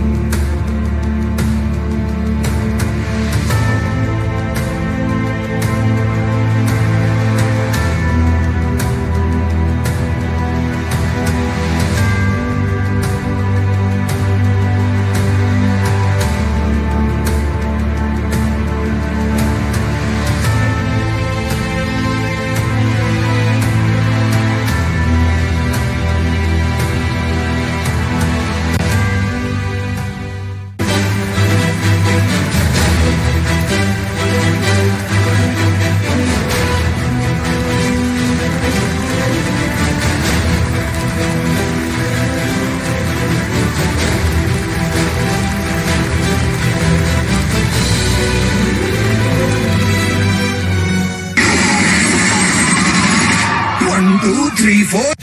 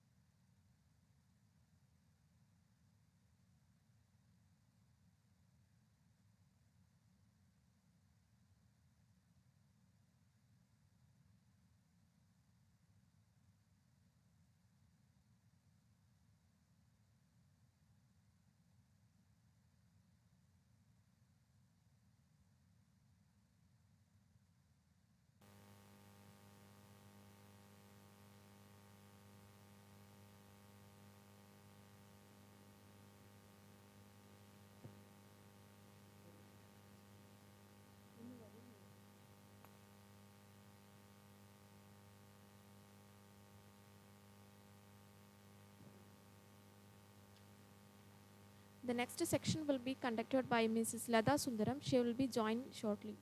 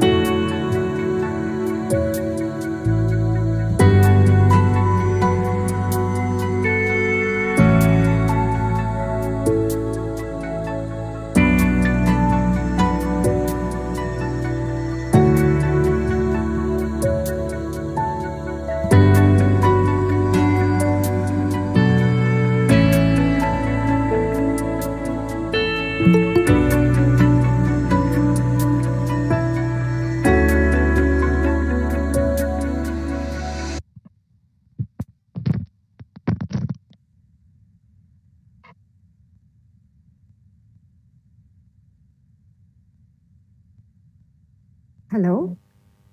The empowered woman is powerful beyond measure and beautiful beyond description. I profusely overjoyed to take the opportunity to introduce Mrs. Latha Sundaram, the founder cum managing trustee, Aram Foundation Charitable Trust. Mrs. Latha Sundaram has received the prestigious Women Achiever Award in 2016 from the past President Shri Pranab Mukherjee at the Rashtrapati Bhavan for the category Access to Justice and Protection of Women and Child and Their Rights. This was an initiative of the Government of India, Ministry of Women and Child Development. We are happy to state that she has made a difference in the lives of thousands of underprivileged women and children. She was also been chosen as an advocate of Nari Shakti by the Minister of Women and Child Development in March 2018, and a video was released by the Ministry on the projects and the magnitude of its beneficiaries under the auspice of the Minister Srimati Menaka Gandhi. She received Mahila Ratna Award from Bharati Park Ladies Association and also Coimbatore Hero Award for Jewel One. Guinness certificate for coordinating the largest reciting lessons for the students executed and conducted by Coimbatore Corporation. Awards for social responsibility from Coimbatore Corporation and also Swachh Bharat Seva Awards consequently for past 2 years. Projects coined and implemented by her is online facility for 79 schools done in collaboration with the corporates benefiting 55 children and standards 9 to 12. Adopted 143 corporation and government schools and promoting the smart school concept. It it is a great honor for us to welcome you, ma'am, to share your thoughts and ideas on every right that has responsibility. Am I audible? Yes, ma'am. Hello? Am I audible, ma? Yes, ma'am. Yeah. Could I start or do I wait? You can start, ma'am. Okay. How do you want it? Tamil, English, ரெண்டும் கலந்து பேசலாமா? எப்படி வேணும்? It's yours choice, ma'am. No, you could tell me. No issues. So, ma'am, you can speak in English, ma'am. In English, okay. It's better, is it? Okay, yeah. Sometimes, out of practice, maybe I would get some few words in Tamil. I don't think it will make any difference. That's okay, ma'am. Is that okay? Yeah, sure. Thank you. So very, very happy morning to all of you. Respected Dr. Satish Kumar, the principal of the college, and Madam Jasmine Priya of the Tamil department, who is also the coordinator of NSS. I should first thank you for this wonderful opportunity for addressing, you've given me to address the freshers on something which is beyond education, right? We come to college or we go to schools to get us formal education, but there is always an informal education, which is education for life, I always feel so. And it is something related to the education for life that I'm going to talk about to all of you. So whenever there is a child born, ஒரு குழந்தை பிறந்திருக்கு. So immediately, the child, as soon as it is born, it has a lot of rights coming along with its birth. என்ன அப்படின்னா, அந்த right to stay alive, right to get good parenting, the right to stay alive is more so because if it is a female, there is a lot of ferticide going on with respect to the female children. And so it is more so that every female child also has the right to live, and then the right to get the essentials at home. And then the right to education, RTE. There is a right to education. And on the right to education, every child can get itself educated in the nearby schools. And every school, including the matriculation schools and private schools, have got a particular percentage which is dedicated or devoted or allotted to the right to education scheme of the government. And the people or children close to these schools can make use of this opportunity. So right to education. And then, right to skill training. And right to choose whatever you want to study. And then right to take up the job of your choice. So I stop with this and see, as much as we talk about the rights that every one of us have, we should also realize that responsibilities also come parallelly with that. இப்போ right to live அப்படின்னு சொல்றோம். நம்ம என்ன பண்றோம்? Supposing we are walking on a street. We say, if there is, supposing you just take this example, there is a power shutdown which is very frequent for the house, for your house. Then you say, I am paying the tax. I am doing my duty and I have the right to enjoy the power, uninterrupted power. If there is water supply cut, we say, why is the supply cut? Because I pay my tax. I have the right to get good water supply. So everything in our life, we only go by saying that we have the right and we are entitled to enjoying this.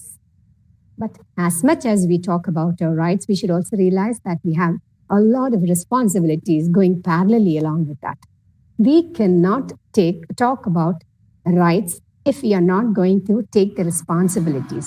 So for a simple example, number one, we are talking about uninterrupted power supply or water, whatever. So what is our responsibility there? It is paying our tax regularly. Being a taxpayer. Tax வந்து நிறைய tax இருக்கு. Income tax இருக்கு, sales tax இருக்கு, business tax. You know, you're paying of GST, everything, you know. If we have to talk about rights as a citizen, or if you talk about rights at home, or if you talk about rights in your workplace, we have to realize that the responsibilities come along with that. So we have to be regular taxpayer. We have to declare our income. We have to pay the tax. And then we have to, file our returns GSTR, which goes to the government. And we have to be regular about it and genuine about it. So in that case, it is only then that we can talk about our rights also. So just starting from home. These are all things which are given by the government or by the local administration or by the governing bodies, the water or, the power cut, power or whatever. The basic amenities, that good roads, the flyovers, the infrastructure, the parks, everything. Those are all the things which is given by the government to the local administrative bodies. So if we talk about something which is given to us naturally, நம்மளுக்கு நேச்சுரலா என்னென்னலாம் கிடைக்குது, நம்மளுக்கு அதையும் ரைட்னு சொல்லுவோம். Does anyone pay for using the sunshine? Does anyone pay to use to breathe the air? Does anyone pay to live on a pathway? There are lots of pathway dwellers, roadside dwellers. Do they pay anything? So, and there is so much that nature or the Creator has given us, which also we take as our rights, and we pay nothing. And we are alive, and we are what we are because of so many things that is given by the nature and also by others. Take for example, நம்ம வீட்ல இருந்து ஆரம்பிக்கலாம். Supposing, we all say, I need to have good food. Actually, sometimes there is a parity when the girl children are not very well looked after or not given proper nutritive food, like the boys, which happens in almost all households. I have seen it has happened in my house also. So that is it is when that you can talk about the rights. But as much as I did speak about this at home when my mother said, okay, give more of vegetables to your brother and you can take the rest. I said, no, we have to be fed equally. And this is what I said when I was in the 7th standard. It is not about talking the rights. It's about saying all of us are equal. So that is when I realized that as much as we talk about the rights, so if we are talking about these rights, Appa, give me good food. Appa, you put me in a good school. Appa, you put me in a good college. Then we also have the responsibilities alongside. What is that? Why do you think when we as children, talk about so much about the rights at home, but the responsibilities that come alongside is realizing our priorities in life when you're in school and college, prioritizing only academics or formal education during that time, and then coming up with good grades, whatever.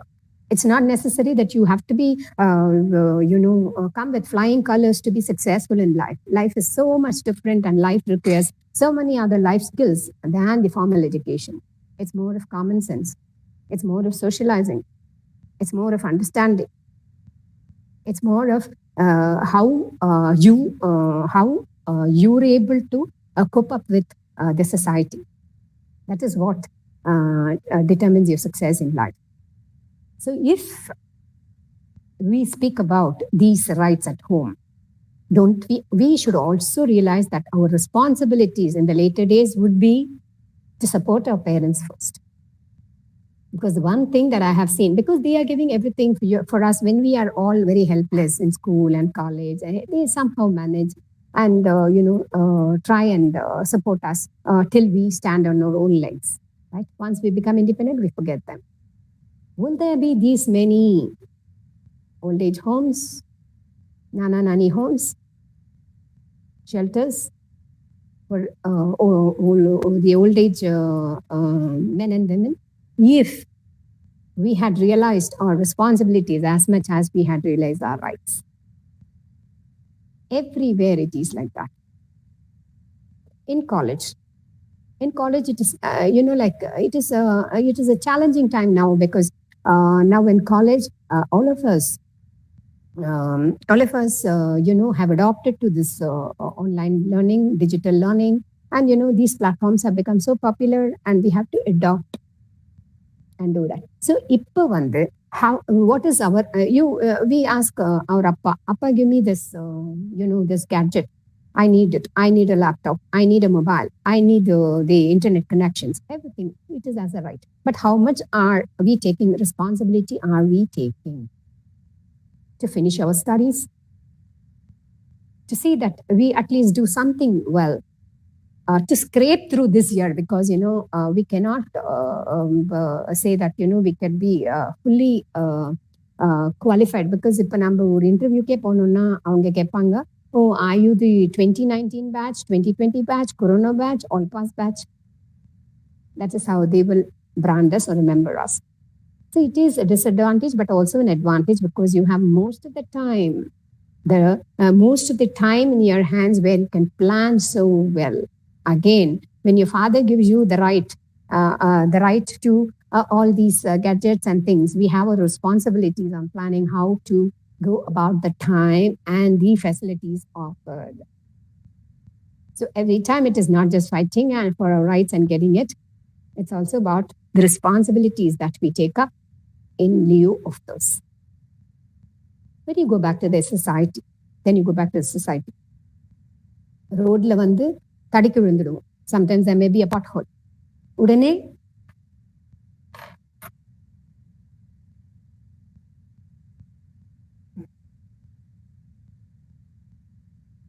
sorry, there was an interruption. உடனே நம்ம என்ன சொல்றோம், look at the government, it has not done anything.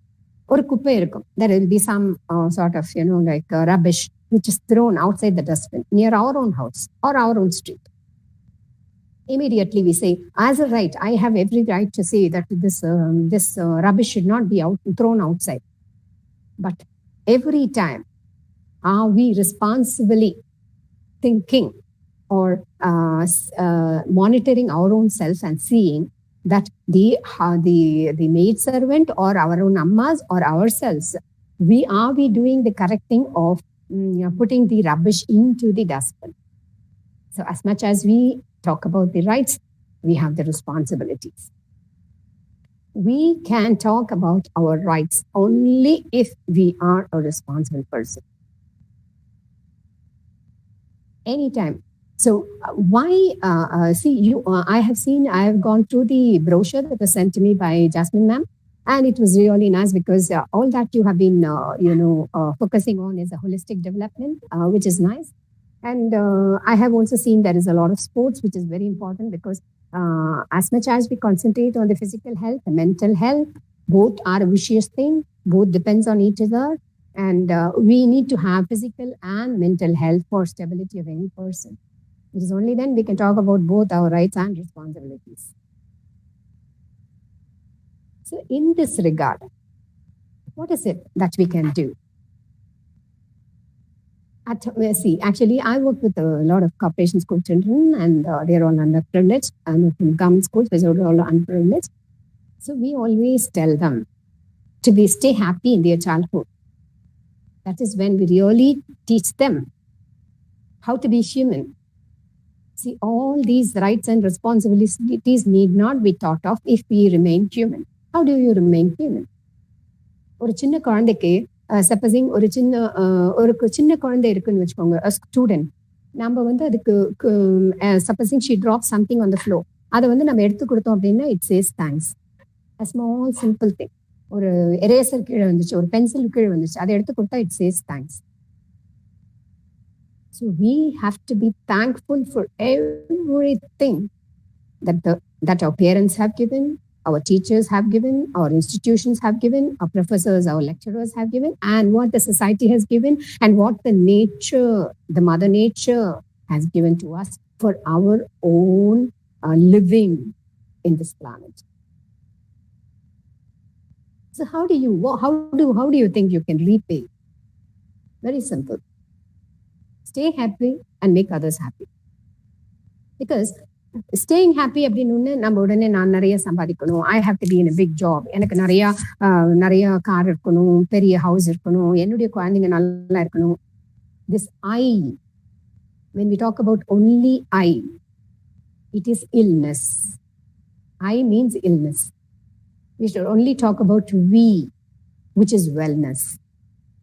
I means illness and we means wellness. We talk about how do you enna pannanum appo, how if I want to stay happy I have to make others happy. Appo enna pannanum? Just find out a person who is unhappy and make him happy. That you can start from home. Can you not? You can. So we teach children. So this nariya per vanda this the responsibility is to give back to the society as much as we talk about. Appa giving back அப்படிங்கும்போது what you may think, okay, I have to have the money to do give back. எனக்கு நிறைய projects பண்ணணும்னா I need paisa. Then I need to have the time, because now I can say I am working, I am studying, I am hands full, I have a lot of work. Those are all excuses. Everybody has the same 24 hours. And all depends on how you are able to manage your time. Time management. All successful people are those who are the best managers of their own time. You can plan. And for that, you need to have your priorities. Supposing I'm a sports person, I was a sports person. I had that first in my priority, then my academics. Academics was not given up. So when I told my father, Appa, as a matter of right, I want to become a sportsman. Because, there was a lot of restrictions from my house in not allowing me to play just because I was a girl in school. So I told my father, Appa, I have the right to say, I have the right to do this, is it not? My father said, yes, very much. My father was a teacher and he said, yes, very much you can do. But you have your responsibility. I said, okay, list out the responsibility and I can follow suit. So he said, you should never give up your academics. You have to be successful. I don't require you to get grade A and be first in whatever you're doing. But you just have to not give me a fail report. You will have to scrape through, do whatever you want. But then see that you're going through the higher up the ladder and never give up one thing for the sake of the other. Because education is the first platform that we need for doing anything in life. I said, yes. From there, but there was no stop. Because he gave me the right to do whatever I wanted to pursue. I took up all the responsibilities. It's always interlinked. So நிறைய பேர் நம்ம சொல்லுவான், எனக்கு வந்து time இருக்கும்போது நான் social service பண்றேன். Because giving back to the society is the prime thing that will always make us human. That is the only virtue which will make us human. அப்போ எனக்கு வந்து நிறைய பணம் வந்தா செய்யறேன், இல்ல பணமே வேண்டாம் செய்யறதுக்கு. The best thing that I always tell my children in schools is, எனக்கு அம்மா தான் செய்வாங்க, எனக்கு எதுவுமே இல்லையே மேடம், நான் என்ன செய்யறது? I just tell them, can you smile? Yes. அப்ப ஏன் எல்லாரும் பார்த்து நீ ஸ்மைல் பண்ண மாட்டேங்கிற? Yes, madam. Does it make the other person happy in front of you? Yes, madam. Why can't you do that? So there are small things, just a pat on the back. There are so many underprivileged children, children with, physically handicapped, physically, and mentally handicapped. And even எல்லாருக்குமே smile is something that we can give. We can spend our time with them. We can use such courteous language at home. Courteous language na appa, give me that. Appa, it's not that. Appa, could you please? Appa, can you? Appa, okay, is it time to talk? Namba apadi illa. As a matter of right, appa enak ippo idu venum. Not that. These are all simple things. Sometimes, like, நம்ம இது ஸ்கூல்ல பண்ண ஆரம்பிச்சு when you're in college, it is the same. Appa, give me this. Appa, give me that. Have you ever realized that as much as we write, we also have the responsibility to take care of dire, problems too, or at least not taking care, understanding their problems. அப்ப என்ன பண்ணணும்? Just be courteous. Please, thanks, sorry. These are all the things that make us most human. Start using them at home. You see, this is the simplest thing. I tell the corporation school children, when I அப்பா கிட்ட கேட்டா வாங்கி தர மாட்டேங்கிறார். நீங்க அப்பா கிட்டயே போய் கொஞ்ச நேரம் அப்பா நீங்க எப்படி இருக்கீங்க, உங்களுக்கு வேலையெல்லாம் எப்படி இருக்கு, are you okay with the job, and how is your health, are you happy with your work? Have you ever asked him those questions, and then later on say, Appa, I will be happy if you can buy me this mobile phone. There is no Appa who will deny you if you're giving this courteous behavior. So as much as a matter of right, you ask them for the phone, you have the responsibility to be courteous and give them the respect. So everything is intertwined, whatever we do. And then giving and always teach these children, like it is not only, you're also grown up children. I would only say from school, right? So what can we do? Do one good deed a day. It could be anything. A smile or a small thing to a person who will never give back, who's unknown to you. Because when we help a person who is known to you, every time you look at them, you say, oh, I did this and he's done nothing for me.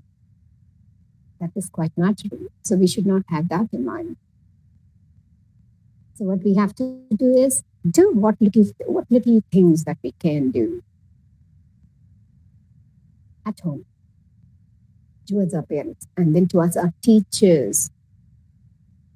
நம்ம வந்து காலேஜ்ல கூட நிறைய we teach these children, like in the schools, whenever you come to the school, please respect your teachers and respond to or give them or welcome them with a smile, because a smile in India has become very valuable and very scarce. We only pick and choose people to smile. It should not be so. We have to smile at everyone because it adds to our own face value. You look so beautiful. You just stand in front of the mirror. That is what we tell the children. Stand in front of the mirror and smile at yourself, because the first thing that you need to respect a person is love. So it starts with self-love. Love yourself. Look at yourself in the mirror. Make yourself beautiful with a smile, and then spread this smile to others and make them happy. It is a sort of solace, like even if we're not having some money or we're having not facilities to help them, we can always do things which is at our disposal. So as we move on to the college, schools, what do we do? So you have to greet all your teachers and your lecturers and your professors and anybody in your college administration with a smile. And in school, I teach them. You just take your your teacher's handbag or the books that she carries, or just pull up the chair for her if it is not in order. Just wipe the blackboards. These are all small things. And as much as we think that the teacher has to give us a good session and she has to make the class interesting, she should not be prejudiced. We also have the responsibility of doing all these things which we do not take into account. So anywhere it could be, wherever we talk about rights, it's always intertwined with the responsibilities that go with it. And in the society, we go for work, we earn a lot of money. அப்போ எல்லாம் பண்ணிட்டு then we like what we do, எல்லாம் பண்ணியாச்சு. Okay, I have got a big house, right? I wanted a car, right? And I wanted a huge garden, right? I wanted to settle my children, right? And now I'm on my own. This is when I think of the society. It should not be. It has any time to be a part of our everyday routine to do something good. because, life is so uncertain and you wouldn't know what is in store for us tomorrow, not even tomorrow, the next moment. I'm talking to you, I wouldn't know what is going to happen to me the next moment. We only talk about, some 5 years from now, building a big bungalow, having so many people around to help, enjoying life, flying somewhere. We should always think that we are so blessed with so many things in our lives, with so much of facilities in life, and you're all taken up your courses in a good college, and you're so blessed. And look at the others who do not have. Try helping them out in the society. That is what I'm sure you people are all doing in NSS, maybe. You should plan. So, like when you talk about, the NSS things, you could, as of now, you could do a lot of things like, COVID awareness, and then, coordination of people, the old men and women or invalid who cannot go to the vaccination centers, and then helping them out. So one full year, I'm sure, I would like to share that I was almost, the entire period from March 2019, 2020, I'm sorry, when there was a big surge in COVID, till today, we have been coordinating with the entire district, the Directorate and the corporation, all the public, the health centers, there are 32 health centers, and all the taluk and panchayat health centers, and the conservancy workers who come and clean our houses or the roads, and all the frontline staff in the hospitals, especially in government hospitals and ESI. We have been doing enormous support for all of them, and we have really done projects to the extent of 2.54 crores to help them all, because that is the way of giving back, because we demand them. The corporation workers has to, keep the streets clean. But at the same time, it's also my responsibility to take care of their lives when it warrants. So everything, nature. எங்க வீட்டுல தண்ணி வரல, ditch அடைச்சிருக்கு. Ditch ஏன் அடைச்சிருக்கு? Someone threw the plastic. This plastic is a menace. And we all know that 99% of these, the waterways, and the water line that brings carries the drinking water to our place, to our houses, often, or even the outlet that goes from the sewage outlets get stuck only with the plastics. So we are not bothered about it. We just think that we have to get good water supply, but what goes out of our house is nothing. It's never in our mind. Have you ever paid attention to whatever we throw into the gutters? We need to. Have you ever thought that we should, have you ever looked for a waste paper basket inside the house? No, it is not. We just throw the paper or whatever, the mother will come and pick it up, invariably. So, because that starts at home. What happens when you're in the roadside? You just have to throw it. That becomes a habit. So whatever has to be learned and whatever has to be done out in the world or in the society should start at home. If we think of our rights and the responsibilities at home, it will follow suit in the colleges, it will follow suit in the workplace that we go, and also in the society that we live in. So it is our predominant duty to, protect nature, conserve the water bodies, protect all the species of flora and fauna, because it is, you're talking about the global warming. It's only because the green cover has gone down so much and we have become so very greedy about cutting trees and building bungalows, which is why we are suffering from global warming, urbanization. There has been no proper planning. So why, if each one of us, see, I'm not the government, I cannot advise the government, I cannot do anything. It is more so It is also true of yourself, all those who are listening to me. So what can I do? What you can do, you can do. If each one of you think that you're the agent of change and start doing all these things, there is no need for any speaker like me to talk about this, is it not? It will happen in every individual, because change is something which cannot be taught. It has to happen from inside. It has to be voluntary, and it has to be accepted, and it has to be practiced by each and every one of us. So if we are doing this deliberately, then if this change happens in every individual, every household, every street, every community, every town, every city, and in the nation.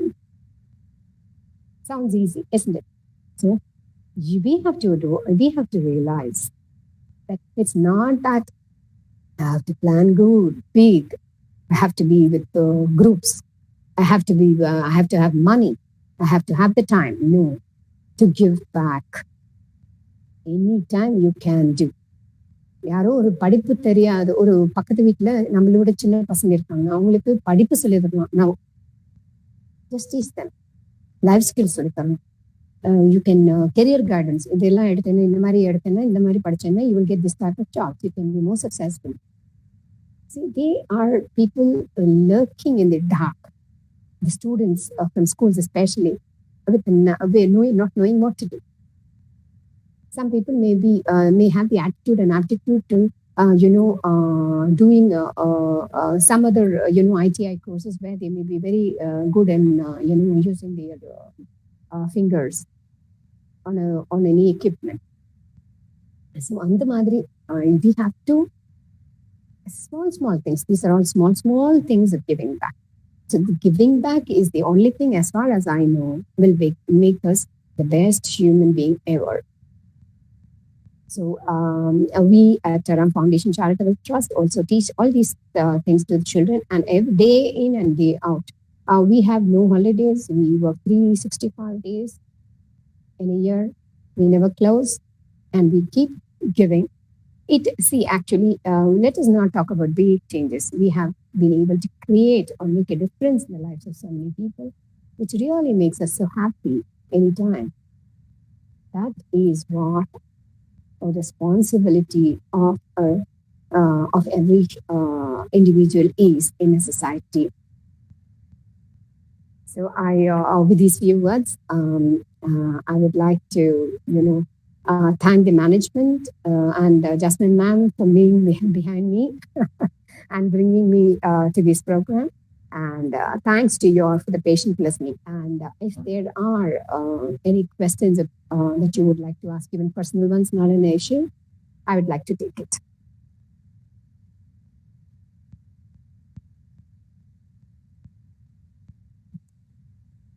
Any questions, please?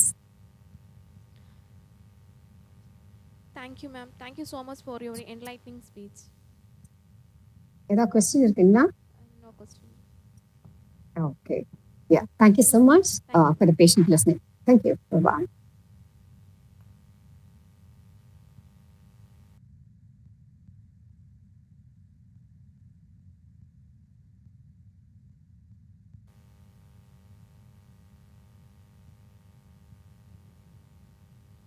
Now I call upon Mrs. Dr. Vaidehi Priyal, Assistant Professor BBA, AJK College of Arts and Science, to deliver the vote of thanks.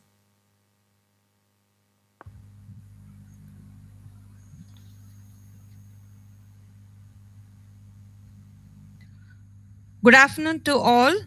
I deem it a great honor and privilege to propose the vote of thanks on this memorable occasion. I, on behalf of AJK College of Arts and Science and the entire fraternity of the college, first of all extend my most sincere thanks to the Almighty God for making today's event a resounding success. I wish to express my profound gratitude to Dr. Ajit Kumar Lal Mohan, Secretary of AJK College of Arts and Science, Coimbatore, for being the catalyst that stimulated us to do our best and standing as pillars of strength. With profound reverence, I wish to express my in-depthness and sincere thanks to Dr. B. Satish Kumar, Principal of AJK College of Arts and Science, Coimbatore, for his constant encouragement and support. At the outset, I extend a very hearty vote of thanks to the chief guest, Mr. Lavanam Amballa, National Campus Manager, Wipro Technology, Bangalore, who spared time from his busy schedule to grace the occasion. Thank you, sir, for your thought-provoking and interesting address. I would like to thank our distinguished speaker, Mr. A.V. Gnanasambandam, Directorate of Agribusiness Development, Tamil Nadu Agricultural University, Coimbatore, for an excellent presentation and making this event very meaningful and interesting. My sincere gratitude to the chief guest, Dr. P. Rajinikumar, Assistant Professor, Tamil Nadu Physical Education and Sports University. Thank you, sir. Your talk was very informative with interesting facts. I express my heartfelt thanks to our special guest, Shri BSc Naveen Kumar, Chief Coordinator, Ministry of Education, Government of India, for enlightening us with his knowledge. I'm pretty sure the precious knowledge that Mr. Naveen Kumar gave us will definitely help the students in their studies and future. I owe my special thanks to the speaker, Mrs.Latha Sundaram, founder and managing trustee, Aram Foundation Charitable Trust, for gracing her crucial work and sharing with us her opinion and finding this present time despite her busy schedule. I'm happy to express my vote of thanks to the HODs of all the departments who have made this program a grand success through their motivation and dedication. I also extend thanks to all the faculties for their enormous cooperation within the organization of this gala event. An event like this cannot happen overnight. The wheels start rolling weeks ago. It requires planning and a bird's eye for details. We have been fortunate enough to be backed by a team of very proactive and dedicated staff of our institution who are well versed in their job. I'm short of words for their involvement and their willingness to take on the completion of tasks beyond their comfort zones. Finally, our sincere appreciation goes to all the wonderful students who have turned up in such great numbers from all the departments of the institution. Thank you so much for your cooperation. We are also grateful to the non-teaching staffs. I would also like to thank the people who work behind the scene, our MOC and technical committee, for making the induction program a great success. Once again, I thank all for your cordial cooperation. Thank you. Thank you, ma'am, for words of gratitude. This is a general instruction for all freshers. We request you to download Microsoft Teams app from Play Store for tomorrow's LMS program. It's mandatory. Once again, students, please download and install Microsoft Teams app from Play Store for tomorrow's LMS program. There is a humble request from our side. We would like to stand up in the respect of national anthem. I request you all to please stand up for anthem. Jana mana adhinayaka jaya he Bharat bhagya vidhata Punjab Sindh Gujarat Maratha Dravida Uttara Vanga Vindhya Himachala Yamuna Ganga Uchala Jaladhi Taranga तव शुभ नामे जागे तव शुभ आशीष मागे गाहे तव जय गाथा जन गण मंगलदायक जय हे भारत भाग्य विधाता जय हे जय हे जय हे जय जय जय जय हे